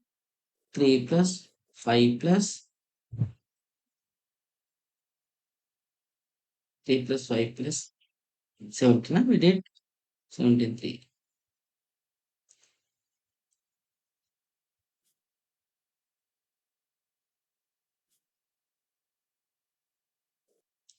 3 plus 7 plus 17. Sorry, 27. This is 19. 19. 19. Okay. 29. Any other possibility having 5 to get the 19? Let me check it. Okay. Let me find out. 3 plus or 5 plus 7 plus 12 and 11. 5 plus 7, 12. 12 plus 11, 23.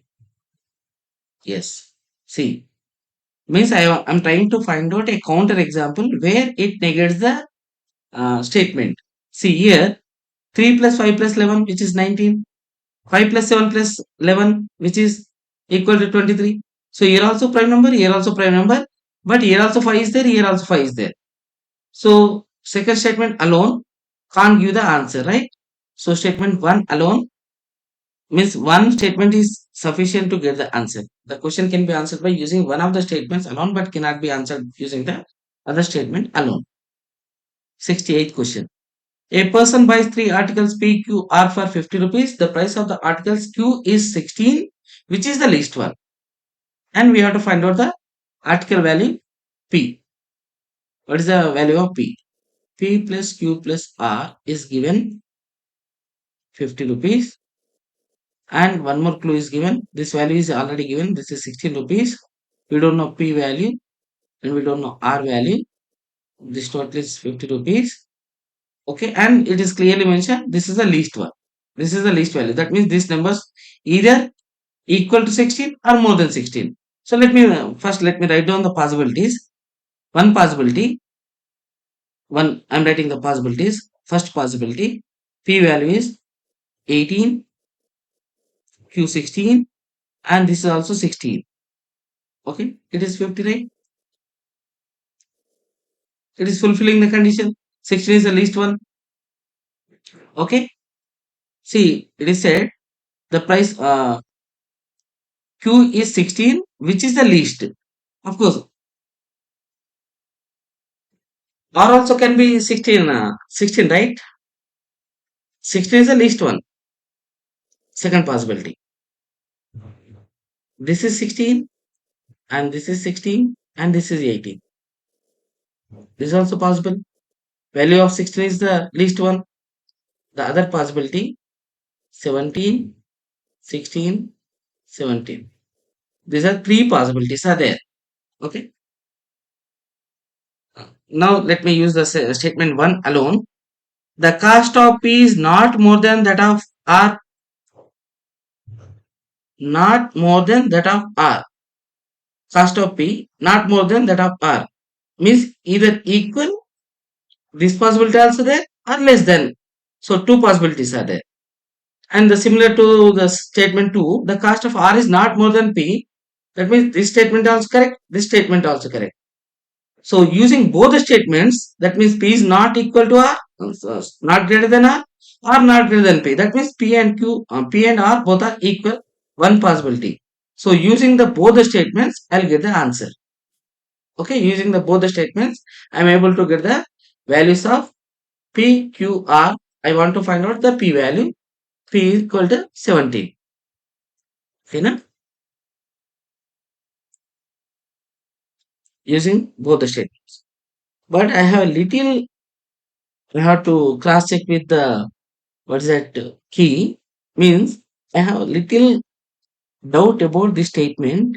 When it is said Q is 16, does it mean Q only 16 and other is not to be 16? When it is said which is the least? Okay, let me cross check. Means this statement meaning if this is only 16, other should not be 16 means using one statement also you'll get the answer, using second statement also you'll get the answer. But I hope that is not the meaning. The meaning of the statement is either other values equal to 16 or more than 16. But 16 value is the least one. So in that case, our explanation is correct only. 69. A question is given followed by two statements 1 and 2. Age of each of P and Q is less than 100 years but more than 10 years. If you interchange the digits of ages of P, the number represents the age of the Q. Okay.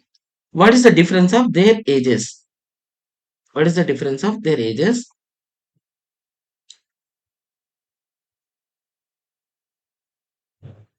P interchange will get Q. And both the values are more than 10 and less than 100. That means 11 to 99 values. And we have to find out the difference of their ages. Difference of their ages. First of all, n number of values are there. If I say this is 12, if P equal 12, then Q becomes 21. The difference is 9. If P equal 13, Q equal 31. The difference become 18. Okay, P equal 14, Q equal 41. Difference become 27. So there are a number of possibilities are there by simple statement. But let us see using the statement 1 alone, can we get a unique value? What is that? The age of P is greater than the age of Q. Once again, there are n number of possibilities are there. If I say P equal 54, Q becomes 45. P equal 63, Q equal 36. Okay.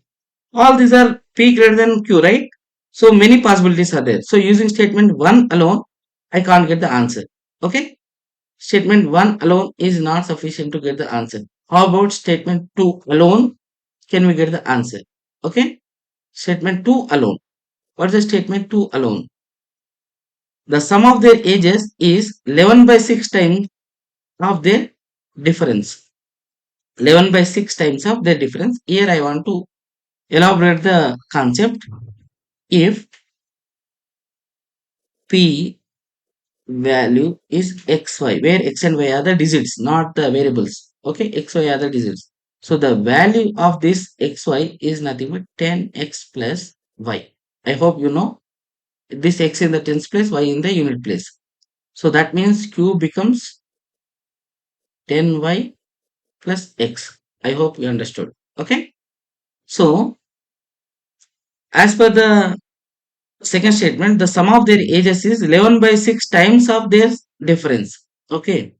So sum of their ages, that means 10x plus y plus 10y plus x, that means 11x plus 11y, which is equal to 11 by 6 times of their difference. Their difference, their difference means 10y minus y, which is 9y minus 9x. Can I say?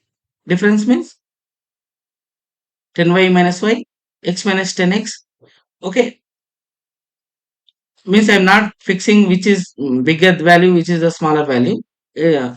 I'm assuming y is the bigger value, x is a smaller value. It doesn't matter to find out our answer.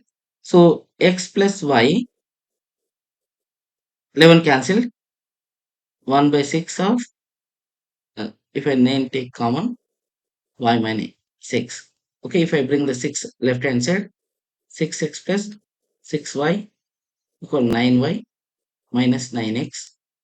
Okay, if I bring this 6y this side, 9x this side, okay, 3y is equal to 15x, 3 times 5 times. What I will get it,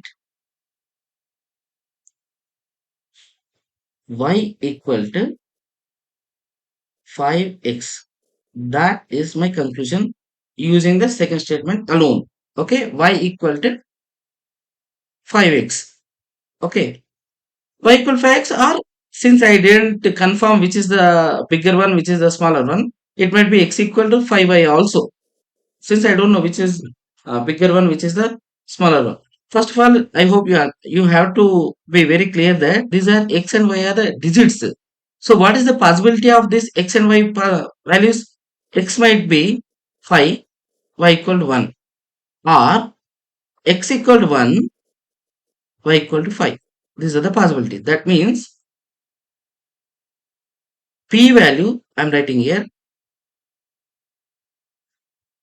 p value, or else I will erase it. P value 15, q value 51. Okay, this is one possibility. P equal 51, q equal 15. In both the cases, the second statement is, what is that? Fulfilled. The second statement condition is fulfilled. But we need to get unique answer. So with the statement 2 alone, we can't get the answer. How about using the both statements? Yes, using the both statements, we'll get the answer. Why? In the first statement, it is clearly mentioned P is greater than the Q. That means this option is eliminated. So we left with only one option, which is P equal to 51, Q equal to 15. So using both the statements, you will get the answer. So answer is option C. 70th question. A main statement is followed by 4 statements labeled P, Q, R, S. Choose the order pair of the statements. Let us see. Main statement. Pradeep becomes either a director or a producer. Main statement. Pradeep becomes either a director or a producer. What is the meaning of this statement first of all? Pradeep becomes either a director or a producer means Pradeep may become director simply, or Pradeep becomes producer. That's also possibility. And Pradeep becomes even both also, director and producer. That means there are 3 possibilities. Okay. Let us see statement 1. Statement P. Pradeep is a director. Statement Q. Pradeep is a producer. Statement R. Pradeep is not a director. Statement S. Pradeep is not a producer. Okay. So what are the possibilities? SP. SP. That means SP only. What is SP? S is Pradeep is not a producer, and P. Pradeep is a director. Pradeep is not a producer and Pradeep is a director. Yes, it is possible. Possible. But we have to check other options also. RQ. What is RQ? Pradeep is not a director and Pradeep is a producer. Yes, that is also possible, right? Either R means may not be director but a producer. That is also possible. RQ also fine.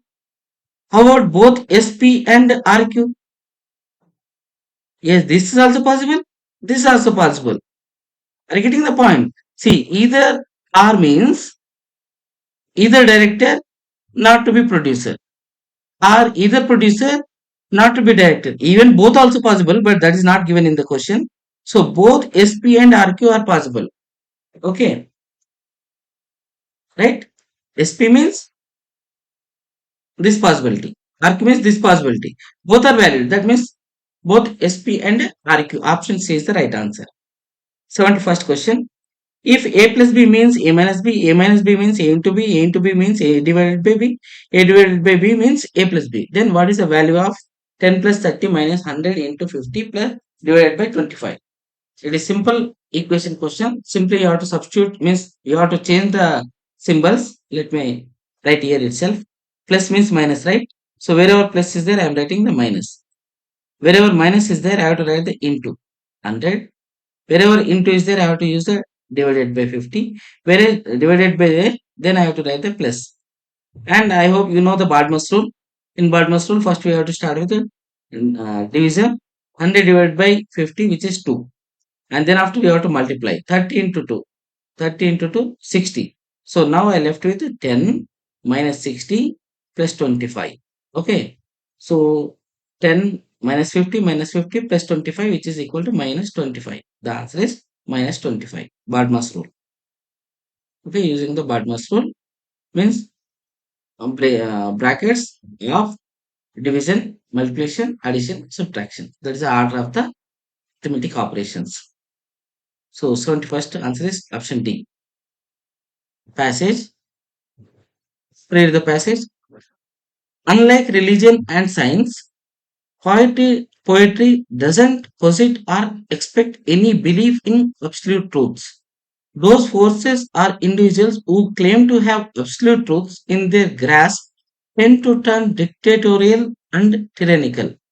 Truth usually doesn't admit any contradictions or imperfections. Truth usually doesn't admit any contradictions or imperfections. It is Unitarian. It is therefore not of much use for poetry. Poetry abides by the plurality of life and existence. Perhaps poetry follows reality which is plural, anachronistic, full of contradictions. Against the tyranny of truth, poetry remains a partisan of democratic reality. Against the arrogance of power, wealth, and hierarchy, poetry proposes both humility and defiance. Defiance. Okay. So, what is the main idea of the passage? Is comparing poetry with religion and science, where religion and science focus on absolute truth, whereas poetry doesn't care about the truth, but it cares about the plurality, the imperfections, contradictions. Okay. So, here the comparison, it is given about the comparison and uh, how poetry is about the plurality of life and existence. Okay. And one more last sentence. Against the tyranny of truth, poetry remains a partisan of democratic reality against the arrogance of power, wealth, and hierarchy. Poetry proposes both humility and defiance. Defiance. Okay, defiance. That means protesting. Okay, defiance is nothing but against to something. Okay, defense in simple word. Okay, so here poetry proposes both humility and defiance. So this is the main idea of the passage. Simply it is comparing poetry which doesn't focus on absolute truth, whereas science and religion focus on the absolute truth, where that lead to tyrannical or dictatorial. Okay. Now let us see the question. Which one of the following statements best reflects the most logical and rational message conveyed by the passage? It is the poetry, not science or religion, which recognizes and accepts imperfections in humans. Yes, it is clearly given, right? Poetry abides by the plurality of life and existence. Perhaps poetry follows the reality which is plural, anachronistic, full of contradictions. Yes, it is valid one. But let me see the remaining options also. Truth is revealed through science or religion, and poetry is anathema to truth. No. Here it's fine, but it doesn't mention poetry is anathema to truth. Okay. So second is eliminated. Poetry is romantic, imaginary, and is about feeling, whereas science and religion are about truth. See, options are given in such a way that this type of options are known as partial truths. Okay, that's also trap. Okay, when you see half of the statement is truth, means correct as per the passage, immediately we are tend to choose that option. But this is called partial truth trap. Okay, so first part of the statement is not given in the passage. What about the D? In a world of violence, tyranny, and bigotry, poetry is a form of dynamic resistance. In a world of violence, tyranny, and bigotry, poetry is a form of dynamic resistance. This is also convincing up to this part. Dynamic resistance by using this statement deficiency, but this part is not from our passage. Okay, it's out of the scope of our passage. So the best suitable option is it is the poetry, not science or religion, which recognizes and accepts the imperfections in humans. See, we have to choose the best option out of the given options. Okay, next passage. The flower was not invented to please us. It planted its petals and spread its perfume to attract an insect. As you know, why? It is for pollination. The insects carries the pollen from flower to flower so that pollen is not carried away by wind and thus not wasted. What we call a flower's beauty is merely a byproduct and a human invention. The perfume is not there to please us. It pleases us because it is there and we have been conditioned to it. Very interesting passage. It is talking about flower and is suggesting that flower is not meant for human usage or human how we perceive the flower as a beautiful substance or it produces perfume, right? But that is not meant for human consumption. Flower is meant for to attract the what is that insects to induce them to pollination, right?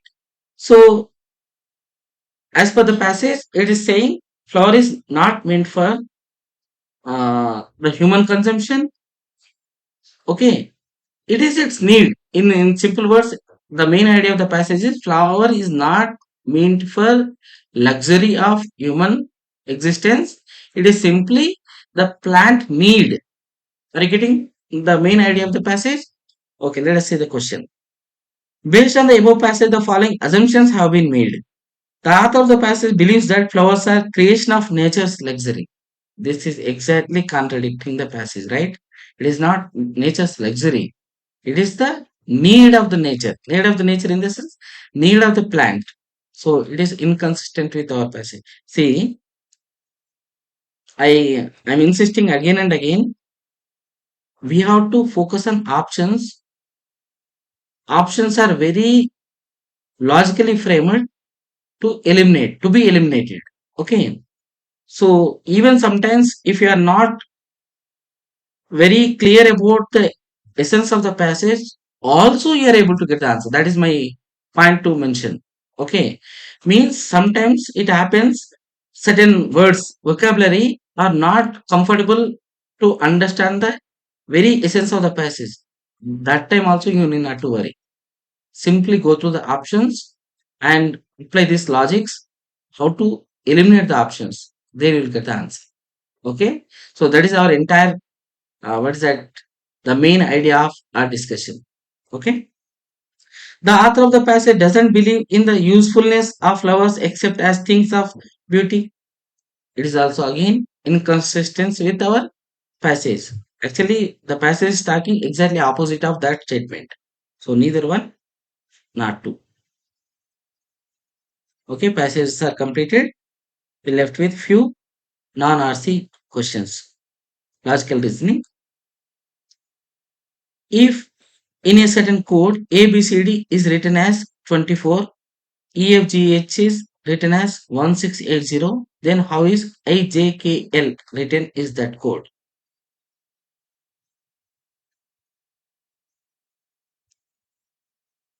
ABCD is written as 24. Most of the times, if letters are converted into numbers means you have to apply the values of letters. That means A equal 1, B equal to 2, the serial numbers, C equal to 3, D equal to 4. And to get the 24, 1 into 2 into 3 into 4, which is equal to 24. That means simply multiply the values of the alphabets. Okay. So let us see. EFGH. EFGH means E means 5 into 6 into 7 into 8, which is equal to 1680. You can check it. 5 6 times 30, 210, 21 into 8, 168 and 0. So now the question is IJKL. That means I value is 9 into 10 into 11 into 12. 12 into 11, 132, 9, 90. 132 and 90. Okay. 9 2 times 117, 118. 11,880. First option. 75th question. If in a certain code, part is written as top. Okay.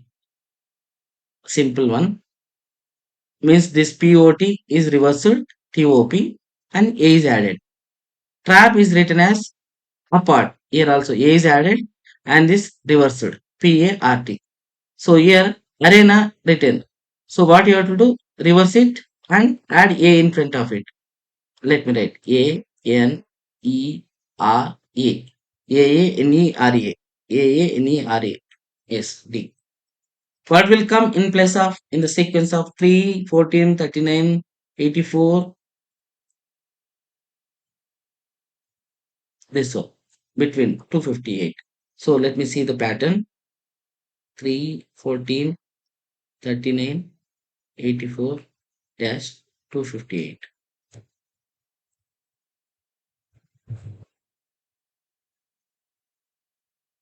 Okay, it required a little practice in number series. Really, it is not easy question for the normal students who are very good at this type of question. They only can do this question 3, 14. Since it's a uh, little more than easy question, means it is little difficult question, difficult level question. 84. I'll show you what is the logic here. This 3, this 14, this is 1 plus 1 square plus 1 cube. Yes, which is equal to 3. See, by seeing this 14, I got this idea. 2 plus 2 square plus 2 cube. 2, 2 square is 4. 2 plus 4 plus 8, which is equal to 14. So this is 3 plus 3 square plus 3 cube. This is 4 plus 4 square plus 4 cube. So here should come 5 plus 5 square plus 5 cube, which is equal to 5 plus 25 plus 125. 125 plus 25, 150. 50 plus 5, 155. So answer is 155.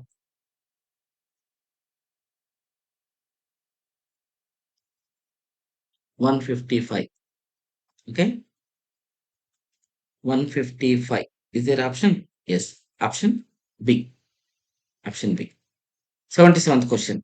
In some code, letters P, Q, R, S, T represent numbers 4, 5, 10, 12, and 15. It is not known which letter represent which number. If Q minus S equal to 2S, here it's capital S, Q minus S equal to 2S, and T equal to R plus S plus 3, then what is the value of P plus R minus T? Interesting.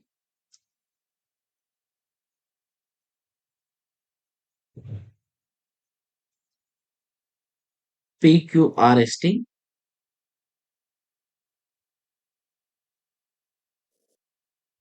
P,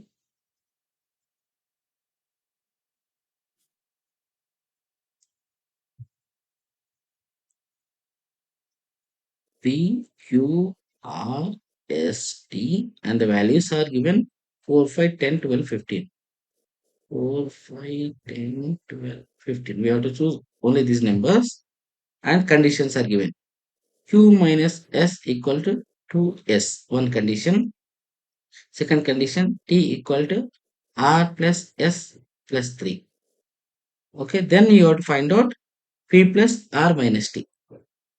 You have to find out P plus R minus T value. Let us see.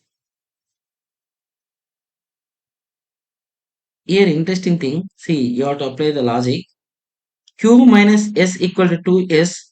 Whatever the value of S is there, 2s becomes even number, right? Even number. Okay. So difference of two numbers is even means these two numbers must be same parity. That means both should be either odd numbers, both should be even numbers. Then only you will get the answer as even number. Okay. So, and one more thing, what is the possible value of s? S might be 5. Then only 5 into 2, 10. Sorry, not only one possibility. There are many possibilities are there. Let me check. Okay. Let me bring this minus s this side. That is even more simple. Q equal to 3s, right? So this is very easy one.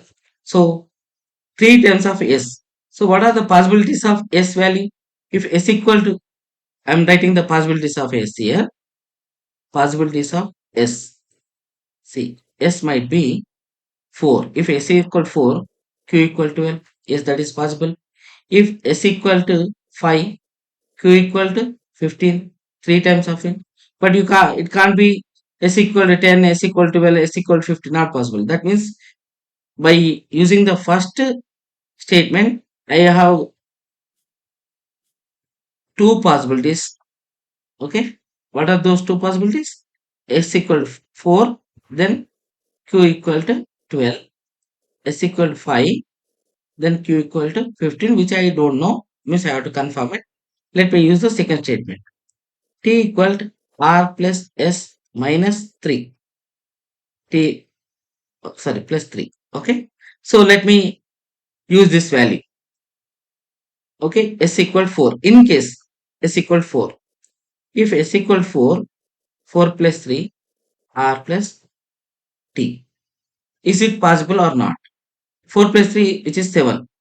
R plus 7 should be t. So r, already we choose s equal 4. That means r may be 5. 5 plus 7. If s equal 4, q equal 12 already. Means if it is s equal to 4, q must be 12.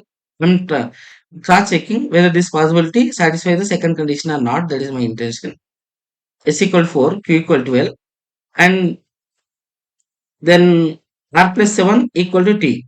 So already 4 is over, 12 is over. So what might be the r value? R may be 5. If r is 5, 5 plus 7, 12. But 12 already q, so not possible. So what about 10? So 5 is not possible for r. How about 10? 10 plus 7, 17. T equals 17, but there is no 17. So 10 also not possible. How about 15? 15 plus 7, 22. There is no 22 in to make it t equal 22. That means s equal 4 is not satisfying the second condition. That means definitely s value should be 5. Are you able to follow this point? S value must be 5. So if S value is 5, I hope you understood. Now I confirm the S value is 5, Q value is 15. Okay. Then S value is 5, S value is 5, then 5 plus 3, which is equal to 8. So R plus 8 equal to T. Let us see. Now let me cross check once again. Now I have to confirm. Now I confirm S equal 5, right? It is over. And Q equal 15. This is also over. We left with the remaining r plus 8 equal t. So what is the possibility? If r equal 4, r equal 4, 4 plus 8, t equal 4 plus 8, which is equal to 12. That means t value 12. Yes, possible. Okay. Then what is the remaining? 10 left. That 10 is nothing but, which is the remaining number? SQTR. So we left with P, right? P is nothing but 10. Let us see what is the question actually. The question is P plus R minus T. P is 10. R is, what is the R value? R value 4 minus T. What is the T value? T we got 12. 10 plus 4 minus 12, which is equal to 2. Okay. So answer is 78th question. A question is given followed by two statements. Once again, data sufficiency. Is x plus 5 x plus y an integer. You have to confirm whether x plus y is an integer. 2x plus y is an integer. If 2x plus y is an integer, can I say x plus y an integer? No, many possibilities are there. I'll show you with one example. My question is whether x plus y is an integer or not. I have to cross check. For that, first condition is given 2x plus y is an integer. See, 2x plus y an integer are n number of possibilities where x and y values can be taken. Let me show you. X equal 1, y equal 2, then 2x plus y, the result is integer. 2 plus 2, 4, 4 is an integer. So, if I choose any xy values, I will get integer as answer. But I have to find out the counter value where I have to get integer, but I don't want to use the x and y as the integer. I'll show you with an example. Since x can be anything, right? It is not mentioned x is a natural number or y is a natural number. Nothing is mentioned. So let me choose x equal 1 by 2. So if it's x equal to 1 by 2, 2 into 1 by 2 plus let us say y equal to some 1. 2, 1 plus 1, 2. It is integer, right? But how about x plus y? X plus y is an integer? No, 1 by 2 plus 1, which is 3 by 2. 3 by 2 is not the integer. That means I am giving the counter example where x 2x plus y is integer, but x plus y is not integer. Okay, so using statement 1 alone, I can't confirm x plus y is an integer. I hope you are following my point. I gave a counter example where x plus y may not be integer. So in similar way, I can use the same logic to the second statement also. Even using the both statement also, I can give the counter example where I can't decide whether x plus y is an integer or not. With that explanation, I can say using both statements also, I can't determine whether x plus y is an integer. Are able to follow? Little tricky, and this is the what is that number system concept. It is required certain prerequisite knowledge. So for that's the reason I'm not getting into very detail to make you confused. So if you want more explanation, we'll discuss in a separate class. There I'll go through different types of examples and different types of models, okay, where you can understand this entire concept. So here I want to limit it to this certain extent. So using both statements, you can't get the answer. 79th. If P means greater than, Q means less than, R means not greater than, S means not less than, and T means equal, then consider the following statements. Okay, we have to substitute that meaning. P means greater than. Wherever P is there, I have to substitute greater than. Wherever Q is there, less than. Okay, statement 1. 2x S means not less than. Not less than means greater than or equal. Greater than or equal to 3y and 3x t. T means equal to 3x equal 4z, then 9y p. P means greater than 8z. Is this correct or not? That is the question. Okay, let me see. 2x is greater than 3y, 3x is equal to 4z, then 9y greater than 8z. So 9y greater than 8z is possible. Means using these two statements, can I say this is the point? Okay.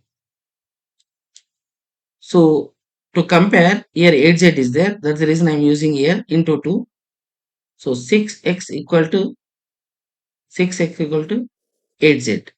6x equal to 8z, right? Into 2. Okay. 2x is greater than or equal to 3y means multiplying with 3, if I multiply with 3, 6x is greater than or equal to 9y. And already I know 6x is nothing but 8z. That means 8z is greater than or equal to 6x. I can substitute with 8z. So 8z is greater than or equal to 9y. But here given reverse. 9y is greater than 8z. So it is not correct. Are you able to follow this point? See, these are the conditions and this is the result, conclusion. So 2x greater than or equal to 3y, 3x is equal to 4z. To compare, here 8z is there. That's the reason I made it 4z as 8z, means multiplied with the 2, and this also multiplied with the 2. 6x equal to 8z, and means my part is comparison. So here 6x is there, so 2x becomes 6x, means 3 times. This also becomes 3 times, which is 9y. So 6x can be substituted by 8z. So 8z greater than or equal to 9y, which is opposite to the given conclusion. So statement 1 is wrong. Okay, statement 1 is wrong. Statement 2. Statement 2. X q. Q means less than. Okay, x less than 2y. One statement. Y r. What is r means? Not greater than. Not greater than means less than or equal. Z. Then conclusion, x r means not greater than, which is less than or equal to z. Okay, this is the conclusion. So here z is there, here y is there. So if I substitute y here, okay,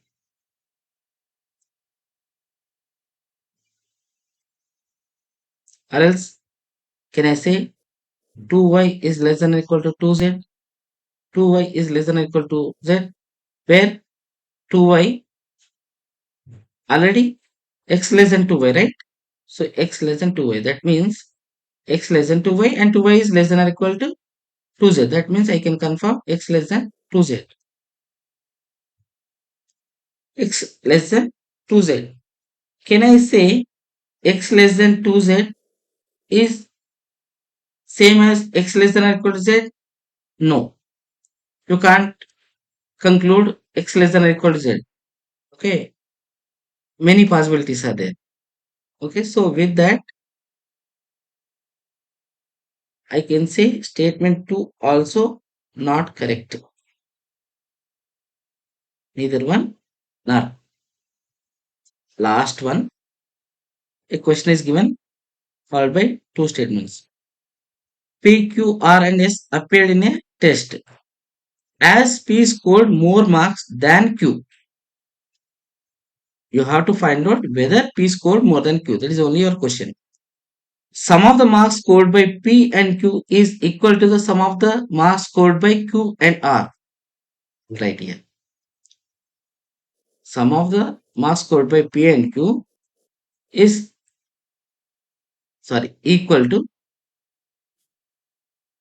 equal to sum of the marks scored by Q and R. This is the first statement. Sum of the marks scored by P and Q is equal to the sum of the marks scored by Q and R. That is nothing but P equal to R, right? P equal to R, where Q is same, right? So P scored more than Q? No, you can't say. What's the relation between P and Q? We know only P equal to R using the first statement alone. So let me use the second statement alone. The sum of the marks scored by P and is more than the sum of the marks scored by Q and R. Sum of the P and S is more than Q and R. Using the second statement alone, can I say any relation between P and Q? Since I have to get the relation between P and Q only, right? The question is as P scored more than Q, means whether P is greater than Q is my question. Okay. Can I say by using the second statement alone, can I conclude P is greater than Q? No, many possibilities are there. Q might be smaller or Q might be greater than P using the second statement alone. How about using the both the statements? If I substitute P equal to R here, if I substitute P equal to R, see using the second statement, two statements, P equal to R if I substitute, P equal to R means P and R get cancelled, S greater than Q. I can conclude that S is greater than Q, but I can't conclude how P and Q are related. Are you getting the point? So my question is to find out the relation between P and Q, but I am getting the relation between S and Q using the both statements. So here, using the both statements also, I am not able to find the answer, option D. Okay, at last we completed our entire discussion. 80 questions are completed. Okay, so few questions explanation. I intentionally avoided more detailed explanation where I felt without foundation student may get confused. So I simply try to avoid it, that particular confusing part. So in further classes, in further videos, we'll discuss each topic very elaborately. There I will give you different models and different types of questions. Okay. So there you will get very elaborated discussion. But as you know, this session is not meant for each topic. This session is only meant to discuss all the questions in a single session. In a single session. That is the intention of this particular session. So I hope you followed all these questions and the explanation part. Okay. So at the end, I want to conclude with a final summary. What is that? The entire syllabus. What is the CSAT syllabus? There are 6 areas to be covered. Of course, nowadays we are not getting that decision making and problem solving questions. But if you follow the entire syllabus of the CSAT paper 2, the questions are very tricky and very logical in nature. Okay, including comprehension. Comprehension is also tricky and logical. It is not only about your what is that verbal ability, or it is about your expertise in English reading skills. Okay, it is about how you are able to analyze the given options in a logical way to eliminate the options. Okay, that's the thing you need to follow.